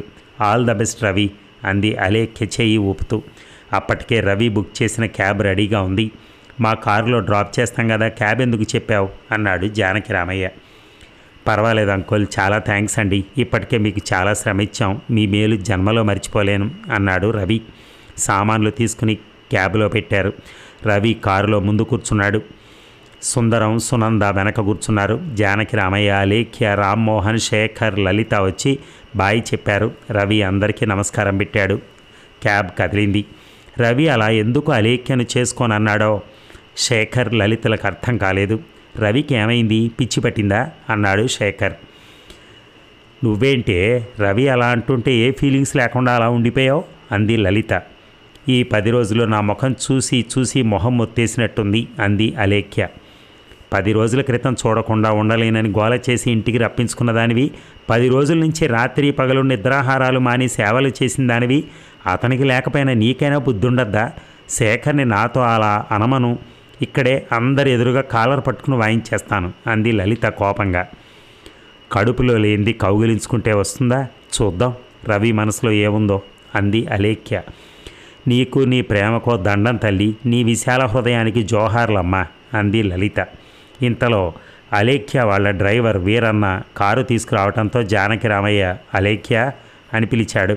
కొంత దూరంలో ఫ్రెండ్స్తో మాట్లాడుతున్న అలేఖ్య, వస్తున్నా నాన్న అంది. నీ అభిమానానికి థ్యాంక్స్ లలిత, నేను ఇంటికి వెళ్ళాక కాల్ చేస్తాను, ఓకేనా? Thank you all, thank you so much అని మిత్రుల దగ్గర సెలవు తీసుకుంది. అప్పటికే జానకి రామయ్య, రామ్మోహన్ కారులో కూర్చుని ఉన్నారు. వెనక డోర్ తీసుకుని అలేఖ్య కారులో కూర్చోగానే కారు కదిలింది. ఇక కారు ఇంటి ముందు ఆగ్గానే సునంద ముందు దిగింది. గబగబా తలుపులు తాళాలు తీసింది. ఏమండి, రవి మీరు ఇక్కడే ఉండండి, నేను ఇప్పుడే వస్తాను అని లోపలికి వెళ్ళి 5 నిమిషాల్లో వచ్చింది. కొడుక్కి దిష్టి తీసి ఆ నీళ్లు బయట బారబోసి రండి లోపలికి అంది. 10 రోజుల తర్వాత ఇంటికి రావడంతో ఇల్లంతా ఏదో కొత్తగా అనిపించింది రవికి. కాళ్ళు చేతులు శుభ్రంగా కడుక్కొని విశ్రాంతి తీసుకోండి, 10 నిమిషాల్లో వంట చేసేస్తాను అని సునంద వంటింట్లోకి దూరింది. రవి తన రూమ్లోకి వెళ్ళి డ్రెస్ మార్చుకున్నాడు. ఈ 10 రోజుల నుంచి జరిగిందంతా ఒక కలలా ఉంది రవికి. తను అలేఖ్య కోరిక మీద కోటిపల్లి వెళ్ళటం, అక్కడ జానకి రామయ్య గారు వాళ్లతో సంభాషణ, వాళ్ళు కూతురు వివాహం విషయంలో అభ్యంతరాలు, ఆ తర్వాత యాక్సిడెంట్ అవ్వటం, హాస్పిటల్, వైద్యం, ఇదంతా ఒక సినిమాల కళ్ళ ముందు కదలాడుతోంది. ఒక గంట తర్వాత భోజనాలు అయ్యాక హాల్లో సుందరం, సునంద, రవి కూర్చున్నారు. ఆ పిల్లకు అన్యాయం చేస్తావా రవి అంటూ ప్రారంభించింది సునంద. ఇప్పుడు కాకపోయినా మరో గంటకైనా తల్లి ఆ విషయం అడుగుతుందని రవికి తెలుసు. అయినా తెలియనట్టుగా ఏ పిల్ల అన్నాడు అమాయకంగా మొహం పెట్టి. అప్పుడే మర్చిపోయావా, అలేఖ్యరా అంది సునంద. అలేఖ్యకి ఇప్పుడు ఏమైంది, నేను కాకపోతే మరో డబ్బున్నవాడిని చేసుకుంటుంది. నిన్ను రేపు వృద్ధాప్యంలో నేను కాకపోతే ఎవరు చూస్తారు అన్నాడు రవి. అలేఖ్యను పెళ్లి చేసుకోవటానికి నువ్వు మమ్మల్ని చూడటానికి ఏమిటి సంబంధం? ఉందమ్మా, ఉంది. నాన్న నిన్ను పెళ్లి చేసుకోవటానికి, బామ్మగారిని చూసుకోవటానికి సంబంధం ఉందా లేదా? ఏమి సంబంధం ఉంది? అది వేరు ఇది వేరు. నీకు బామ్మగారికి పడకపోతే బామ్మగారిని ఆశ్రమంలో పెట్టారు. రేపు నీకు అలేఖ్యకు పడకపోతే ఎవరు ఆశ్రమానికి వెళ్తారు? తనకి నాకు పడకపోవడం అనే సమస్య లేదు. అలేఖ్య బంగారు కొండ అంది సునంద అలేఖ్యను మెచ్చుకుంటూ. నువ్వు కాదా అన్నాడు కొడుకు. మీ బామ్మ సంగతి నీకు తెలియదు. ఆవిడ అందరిలాంటి ఆవిడ కాదు, పరమ గయ్యాళి. రేపు అలేఖ్య అదే అంటుంది. అప్పుడు నిన్ను ఆశ్రమంలో పెట్టడం నాకు ఇష్టం లేదు. అలేఖ్య కాకపోతే రేపు ఎవరో ఒక అమ్మాయిని చేసుకోవాలి కదరా. చేసుకుంటాను, దిక్కు మొక్కు లేని ఒక భేదమ్మాయిని చేసుకుంటాను. నువ్వు ఎలా చెప్తే అలా వింటుంది. అలాంటి దరిద్రపు కొట్టు సంబంధాలు మనకెందుకురా? సిరిరా మోకాలు ఉండడం అంటే ఇదే. లక్ష్మీదేవి లాంటి అలేఖ్యను కాదని. అమ్మా, నీకు డబ్బు కావాలా కోడలు కావాలా? రెండూ కావాలి. డబ్బున్న కోడలు వస్తానంటే నేను కాదంటానా? అలేఖ్య అందం అణుకువ కంటే ఐశ్వర్యమే బాగా ఆకర్షించిందని సుందరానికి అర్థమైంది. కొడుకు అలేఖ్యను చేసుకోనని ఎందుకు అన్నాడో ఇప్పుడు సుందరానికి కొంచెం కొంచెం అర్థమవుతోంది. కొడుకు తనలా చేతగాని వాడు కాదులే అన్న నమ్మకం ఏర్పడింది. చూస్తుండగానే ఎంత ఎరిగిపోయాడు అనుకున్నాడు. వాళ్ళ సంభాషణను ఆసక్తికరంగా వింటున్నాడు. సునందకు మాత్రం రవి ప్రేమించిన అలేఖ్యను పెద్దవాళ్ళు అంగీకరించాక అకస్మాత్తుగా ఎందుకు వద్దంటున్నాడో అర్థం కావట్లేదు. కొడుకు పెద్ద ప్రమాదం నుంచి బయటపడ్డాడని, కోరుకున్న అమ్మాయి కోడలుగా వస్తుందని ఆనందపడుతుంటే రవి తలతిక్క వాదనేమిటో కొడుక్కి ఎలా నచ్చజెప్పాలో సునంద ఆలోచనలతో తలపట్టుకుంది. సరే, బామ్మగారు 80 ఏళ్ల వయసులో పరమగయ్యాళి, అందుకే ఆశ్రమంలో పెట్టారు. మరి బాబాయ్యలు ముగ్గురు 3 నెలలుగా చూస్తున్నారుగా, మరి వాళ్ళకు గయ్యాళి కాదా? ఏమోరా నాయన, వాళ్ళు ఎలా భరిస్తున్నారో ఏమిటో. నాన్నగారు 4 అన్నదమ్ములు కాబట్టి తలా 3 నెలలు భరిస్తున్నారు. మరి మీకు నేను ఒక్కడే కదా. అయితే ఈ ఇద్దరికీ పడకపోతే సంవత్సరం అంతా ఎవరిని వదులుకోవాలి, ఎవరిని భరించాలి? అలేఖ్య చదువుకున్న పిల్ల, చెప్తే అర్థం చేసుకుంటుంది. అలేఖ్యను పువ్వుల్లో పెట్టి చూసుకుంటాను. బామ్మగారు కూడా అప్పుడు నిన్ను కోడలుగా చేసుకున్నప్పుడు ఇలాగే అనుకుని ఉంటారు, అవునా? ఏమిట్రా మాట్లాడితే బామ్మగారు అంటావు? ఆవిడ సంగతి నీకేం తెలుసని? నాకు తెలియదమ్మా. ఆవిడ 4 కొడుకుల్ని సమానంగా 9 మాసాలు మోసిందని, 3 మాసాలకు మించి మొయ్యలేనని, ఒక్కొక్కళ్ళని దింపేసుకోలేదని, వాళ్ళకి సమానంగా సేవ చేసిందని, తన పొట్ట మార్చుకుని 4 పెట్టి తను పస్తులుందని, చిన్నప్పుడే భర్త పైన 4 విద్యాబుద్ధులు చెప్పించిందని, ఆ కారణంగా ఆవిడ 80 ఏళ్ల వయసులో 3 నెలలకోసారి ఊరూరా తిరుగుతున్నారని నాకు తెలియదమ్మా. అటువంటి దుస్థితి నీకు రాకూడదనే డబ్బున్న అమ్మాయి నీకు కోడలుగా రాకూడదని కోరుకుంటున్నాను అన్నాడు రవి. అంటే నేను దుర్మార్గురాలినని, ఆవిడ్ని హింసించి బాధ పెడుతున్నాననే కదరా నీ ఉద్దేశం? అంది సునంద కోపంగా. ఊరంతా అనే మాట నేను అననమ్మా. నిజం నీకు తెలుసు, నోరు లేని నాన్నకు తెలుసు, నాకేం తెలుసమ్మా అన్నాడు రవి. పెళ్ళైన కొత్తలో నన్ను కోడరికంతో ఎంత రాచి రంపాన పెట్టిందో నీకేం తెలుసు? ఇన్నాళ్ళు నాకేం తెలియదమ్మా. ఊరంతా కోడై కూస్తుంటే నాకు పిల్లనివ్వటానికి అదే పెద్ద అభ్యంతరమై కూర్చుంటే అప్పుడు తెలిసిందమ్మా మనం నిజంగా మానవత్వం ఉన్న మనుషులం కాదని అన్నాడు రవి ఆవేదనగా. సునందకు నోట మాట రాలేదు. ఇన్నాళ్ళు కట్టుకున్న వాడిని దబాయించి ఆడించి తను అనుకున్నది సాధించగలిగింది, కానీ చిట్టంత కొడుకు అడిగే వాటికి తన దగ్గర సమాధానం రావట్లేదు. ఐశ్వర్యవంతురాలైన అలేఖ్యను వదులుకోవటానికి సిద్ధంగా లేదు. సరే, నన్నేం చేయమంటావో చెప్పు అంది సునంద ఎలాగైనా రవిని మెప్పించాలని. అలేఖ్యను నాకంటే నువ్వే ఎక్కువగా ప్రేమించినట్టుగా ఉంది. ఒక్క కండిషన్ అంగీకరిస్తే నీ మాట ప్రకారం చేసుకుంటాను అన్నాడు రవి ఆఖరికి. సునంద ముఖం ఒక్కసారిగా వెలిగిపోయింది. ఏముంది, ఆ ముసలావిడ్ని మన ఇంటికి తీసుకురమ్మంటావు అంతే కదా అంది. అవసరమైతే ఆ విషయం కాస్త త్యాగం చేద్దామని. కాదు అన్నాడు రవి. మరి చెప్తా, నువ్వు కూడా విన్నా అన్న అన్నాడు రవి. మాట పలుకు లేకుండా చెవులు కళ్ళు అప్పగించి వాళ్ళ సంభాషణ అంతా చూస్తూ వింటూ నోరు మూసు కూర్చున్న సుందరంతో. ఇక సుందరం కూడా రవి ఏం చెప్తాడా అని కుతూహలంగా చూస్తున్నాడు. అమ్మా, నీ కోరిక మీద నేను ప్రేమించిన అమ్మాయిని చేసుకుంటాను, కానీ మా హనీమూన్ ట్రిప్ ఎక్కడో తెలుసా అన్నాడు రవి. డబ్బున్న అమ్మాయి కదరా, ఏ సింగపూరో ఆస్ట్రేలియానో వెళతారు, దానికి పెద్ద తెలిసేదేముంది అన్నాడు సుందరం వెటకారంగా సునంద కేసు చూస్తూ. వాణ్ణి చెప్పనివ్వండి, మధ్యలో మీరేమిటి అంది సునంద విసుగ్గా. నేనేమిటో ఈ రోజుకు నీకు తెలిస్తే కదా అన్నాడు సుందరం నెమ్మదిగా. సునంద సుందరం వైపు కొరకొరా చూసింది. నువ్వు చెప్పు నాన్న అంది రవిని. ఓ 3 రోజులు ఆసరా ఆశ్రమంలో ఉండొస్తాం అన్నాడు రవి. నీకేం మతిపోయిందా? నీ పిచ్చితో పడుచు పిల్లని ఆశ్రమాల చుట్టూ తిప్పుతావా అంది సునంద డబ్బున్న పిల్లకు కష్టం కలగకూడదని. ముసలి వాళ్ళనే ఆశ్రమాల చుట్టూ తిప్పాలని ఏమైనా ఉందా అన్నాడు రవి. ఎవరి పిచ్చి వాళ్ళకి ఆనందం. సరే వెళ్ళిరండి, నువ్వు అలేఖ్యతో పెళ్లి కొప్పుకున్నావు, అదే చాలు అంది సునంద. 7 వారాల నగలతో లక్ష్మీదేవి నట్టింట నడయాడుతుందనే ఆనందం సునందకి. ఆ రోజు చర్చ అక్కడతో ముగించి రవి తన గదిలోకి వెళ్ళిపోయాడు. వెంటనే సెల్లో అలేఖ్యకు కాల్ చేశాడు. అలేఖ్య అవతల సెల్ ఆన్ చేయగానే, డన్, మీ నాన్నగారికి చెప్పు ముహూర్తాలు పెట్టించమని, శ్రావణ మాసం వచ్చేస్తోంది అన్నాడు అలేఖ్యతో. థ్యాంక్ యూ రవి అంది అలేఖ్య సంతోషంగా. పెద్దలు మాట్లాడుకున్నాక శ్రావణ పౌర్ణమి రోజున దేశమంతటా స్వాతంత్రం వచ్చిన ఆగస్టు 15న రవి తన స్వాతంత్రాన్ని అలేఖ్యకు ఆనందంగా దారపోసి అలేఖ్యను ఆహ్వానించాడు. అలేఖ్య వంటింటి సామాన్ల దగ్గర నుంచి వెర్నా కారుతో సహా అత్తింట్లో అడుగుపెట్టింది. పసుపు పారాణి ఆరకముందే, శోభనం అనుభూతులు అనుభవించకముందే రవి అలేఖ్య ఆసరా హనీమూన్కి ట్రిప్కు రెడీ అయ్యారు. వచ్చిన బంధువులంతా వెళ్ళిపోయారు. ఒక్క పూట 25 విస్తర్లు లేచిన ఇంట్లోంచి వచ్చిన అలేఖ్యకు కేవలం తమ 2 జంటలే భోజనానికి కూర్చోవటం ఏమాత్రం నచ్చటం లేదు. తాతయ్య, బామ్మ, అమ్మమ్మ, బాబాయ్, పిన్ని, పిల్లలు లేని ఆ ఇంట్లో వాతావరణం అన్నీ ఉన్నా ఏది లేనట్టుగా ఉంది. తమకు పోస్టింగ్ ఆర్డర్స్ వచ్చేలాగా ఈ ఇంటికి జీవకళ తీసుకురావాలి అనుకుంది అలేఖ్య. ఆసరాకు హనీమూన్ అన్నారు మీ అబ్బాయి. ఎలాగూ రేపు శనివారం నా బర్త్డే అత్తయ్య గారు. ప్రతి బర్త్డే వినూత్నంగా జరుపుకోవటం నాకు అలవాటు.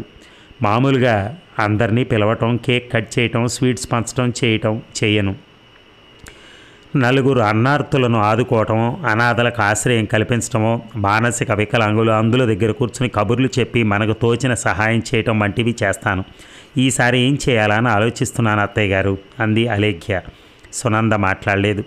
ఎలాగో ఆసరాకి వెళ్దాం అనుకుంటున్నాం కదా, వాళ్ళందరికీ భోజనాలు పెట్టి పళ్ళు పంచుదాం అన్నాడు రవి.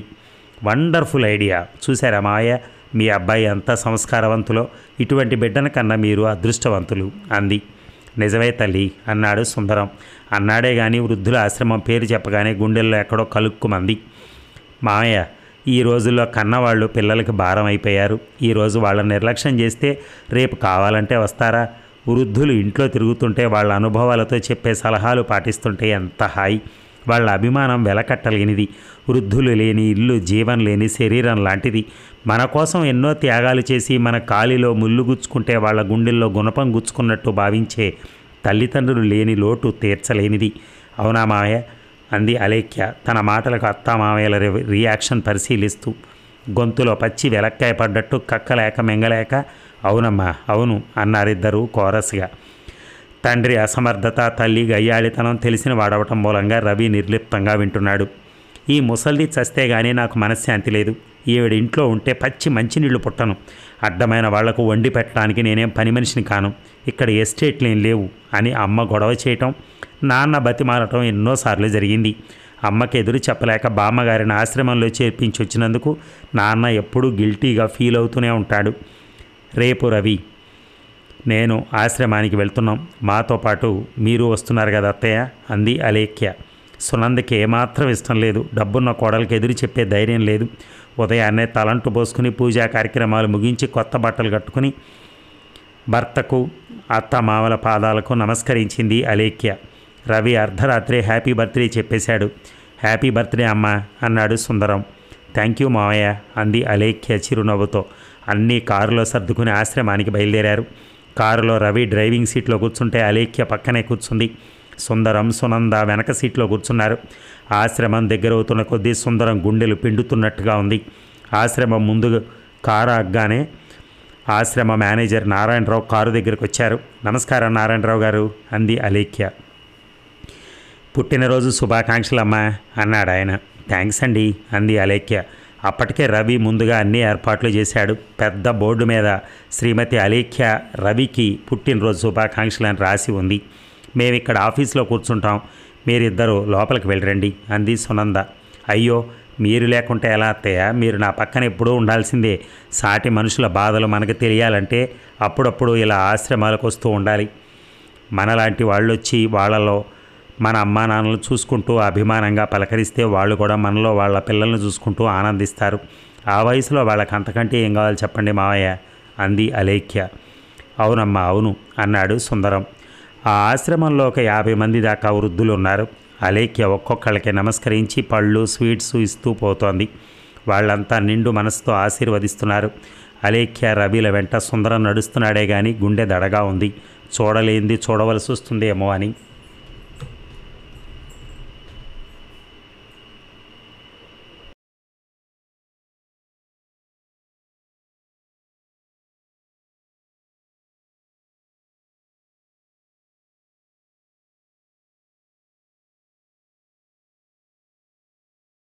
అలేఖ్య నడుస్తున్నదల్లా రవి సైగతో ఒకచోట ఆగిపోయింది. ఒక ముసలావిడ 80 ఏళ్లుంటాయి. లేవలేక లేవలేక లేస్తూ చేయి అందించి చేసేవాళ్ళు లేక లేపేవాళ్ళు లేక గదిలోకి డేకుతోంది. అలేఖ్య ఆమెను ప్రేమగా లేపి మంచం మీద కూర్చోబెట్టింది.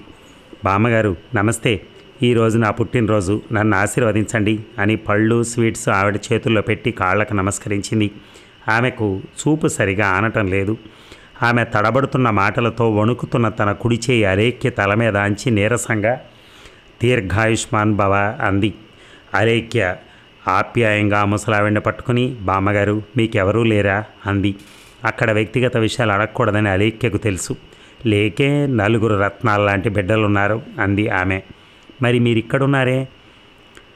రత్నాల్లాంటి బిడ్డలను కన్నాను కానీ వాళ్ళకి తల్లిని చూసే అంత తీరిక లేదు తల్లి. వాళ్ళందరూ సుఖంగా ఉన్నారు, అంతకన్నా నాకేం కావాలి? మీరు నా కూడా వస్తారా? మిమ్మల్ని పువ్వుల్లో పెట్టి చూసుకుంటాను. ఊరు పొమ్మంటోంది, కాడి రమ్మంటోంది తల్లి. నేను ఎవరికి భారం కాదలుచుకోలేదు.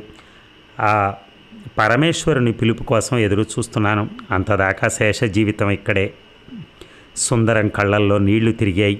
9 మాసాలు మోసిన కన్న తల్లి వృద్ధాప్యంలో నిస్సహాయంగా ఉండి కూడా బిడ్డలను ఒక్క మాట అంటం లేదు. సునంద అసౌకర్యంగా దిక్కులు చూస్తోంది. మామయ్య ఈ బామ్మగారిని దత్తత తీసుకుందాం అనుకుంటున్నాను, మీకేమైనా అభ్యంతరమా అంది అలేఖ్య. సుందరం సునంద కేసు చూశాడు. మనకెందుకమ్మా ఈ తలకాయ నొప్పి? రోజు ఎవరు చేయగలరు చాకరీ? సంవత్సరానికి ఒకసారి ఇలా ఏ స్వీట్లో పళ్ళో ఫలహారాలో ఇస్తే సరిపోదా అంది సునంద. అందరూ అలా అనుకుంటే వృద్ధులంతా ఏమైపోవాలి? రేపొద్దున మీ కొడుకు కూడా ఇలాగే అనుకుంటే? అదే అడుగుజాడల్లో రేపు నా కొడుకు నడిస్తే వృద్ధులు వ్యర్థులు కారు అత్తయ్య.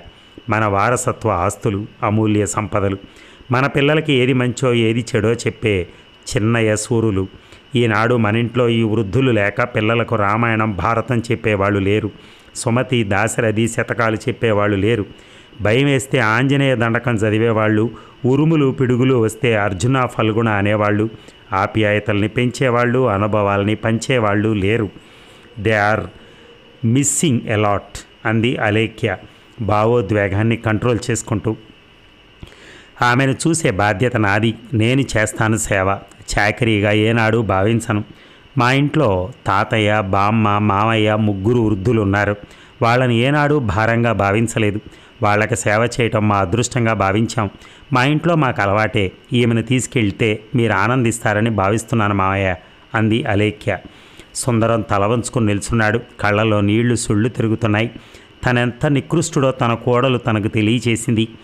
అమ్మ అలేఖ్య, నువ్వు కేవలం మా ఇంటి కోడలువే కాదు, మా ఇంటి దేవతవి. నా కళ్ళు తెరిపించిన జ్ఞాన ప్రదాతవి. వయసుకు మించిన మంచితనం నీ సొత్తు. మూర్తి భవించిన సంస్కారానివి. ఈమె నన్ను 9 మాసాలు మోసి కని పెంచిన తల్లి. ఈమెను ఈ దుస్థితికి నెట్టిన దౌర్భాగ్యుణ్ణి నేను అన్నాడు పశ్చాత్తాపంతో. సుందరం మనస్సు దహించుకుపోతోంది. మరో చిన్న విన్నపం మావయ్య, ఈ వయసులో ఈమెను 3 నెలలకోసారి ఊరూరా తిప్పటం అన్యాయం, అమానుషం. ఎప్పుడూ మన దగ్గరే ఉంచుకుందాం, ఏమంటారు అంది అలేఖ్య. నీ ఇష్టం తల్లి అంది సునంద. అలేఖ్య సంస్కారం తమకెందుకు లేదు అనిపించింది సుందరానికి. సుందరం భావోద్వేగాన్ని అదుపుకు చేసుకోలేక తల్లి కాళ్ళ మీద పడ్డాడు. ఒక్క కంటి చుక్క ఆ వృద్ధురాలి పాదం మీద పడగానే ఆ మాతృమూర్తి అప్పటిదాకా తను పడిన కష్టాన్ని మరిచి కొడుకు తల ఆప్యాయంగా నిమిరింది. రవి బామ్మగారిని ఇంటికి తీసుకెళ్లడానికి ఫార్మాలిటీస్ పూర్తి చేశాడు. అలేఖ్య తన తండ్రి జానకి రామయ్యకి ఫోన్ చేసింది. నీ కూతురు మాట నిలబెట్టుకుంది నాన్న అంది. ఈసారి బామ్మగారు కారు ముందు సీట్లో దర్జాగా మనవడ పక్కన కూర్చున్నారు. ఇక సునంద లాంటి వాళ్ళు మారక తప్పదు. అదండి కథ. బాగుంది, చాలా బాగుంది కథ, నిజంగా అత్యద్భుతంగా ఉంది. వాళ్ళు పెట్టినటువంటి షరతు, వాళ్ళు ఎవరెవరు ఉన్నారో వాళ్ళ ఇళ్లలో అని చూసి వాళ్ళంతా దగ్గరగా ఉంటారు కాబట్టి వీళ్ళింట్లో జరుగుతున్న వాటిని వాళ్ళు అడిగి తెలుసుకుని అది అలా ఉండకపోతే బాగుండేది అని అన్నట్టుగా అన్నప్పుడు స్టిల్ వాళ్ళు ఒప్పుకున్న వీళ్ళిద్దరూ వెనక్కి వెళ్ళారు. లేదు, మేము మిమ్మల్ని కూడా సంతృప్తిపరచాలి, అందుకోసం అని చెప్పని వాళ్ళు ఏం చేశారు, చివరికి ఇద్దరూ కలిసి ఒక నిర్ణయానికి వచ్చి ఈ కార్యక్రమం అంతా జరిగింది. ఏది ఏమైనా ఒక మంచి పని చేయాలంటే ఇలాంటివి కూడా అవసరమేమో. ఎందుకంటే గట్టిగా మాట్లాడేవాళ్ళు కూడా ఉండాలి, మంచి వాళ్ళు. ఇలా అందరినీ వృద్ధాశ్రమాల్లో పడేసుకుంటూ వెళ్తే ఏమవుతుంది లైఫ్ అంతా? తల్లిని దగ్గర పెట్టుకోలేని వాళ్ళు అది ఏమి సంతోషం అండి, నాకు అర్థం కాదు. తల్లిని దగ్గర పెట్టుకోకుండా తల్లి నిన్ను కని పెంచింది కదా అన్నాళ్ళు, నీకు ఇంత ఇచ్చింది, ప్లస్ నీకు ఫ్యామిలీని ఇచ్చింది, ఇవన్నీ ఆమె. కానీ మరి ఆమెను ఉంచుకోవడానికి నీకు ఇబ్బంది అయిపోయింది. అలా ఉంచటం అనేది వాళ్ళకి నచ్చలేదు అవతల వాళ్ళకి, ఎందుకంటే వాళ్ళు అలాంటి కల్చర్ ఉన్నవాళ్ళు కాదు. అది కూడా కాకుండా అలాంటి వాళ్ళ ఇళ్ళకు పంపించాలంటే వాళ్ళు కూడా వెనక్కి తగ్గుతారు. అయినా సరే కూతురు గట్టిగా కోరుకుంటోందని చివరికి ఒప్పుకున్నారు. కానీ ఆ విషయాన్ని ఈ పెళ్లి కొడుకు ఒప్పుకోలేదు. లేదు, మనం దీంట్లో మార్పులు జరగాలి అని వీళ్ళిద్దరూ కలిసి అనుకుని ఆ మార్పులన్నీ క్లియర్ చేసి అప్పుడు పెళ్లి చేసుకోవడానికి సంసిద్ధులయ్యారు. Thank you very much. ఒక మంచి ప్రేమ కథతో పాటు దాంతోపాటు మన బాధ్యతను మనకు గుర్తు చేసిన రచయితకు నమస్కారం. థ్యాంక్ యూ వెరీ మచ్ అండి.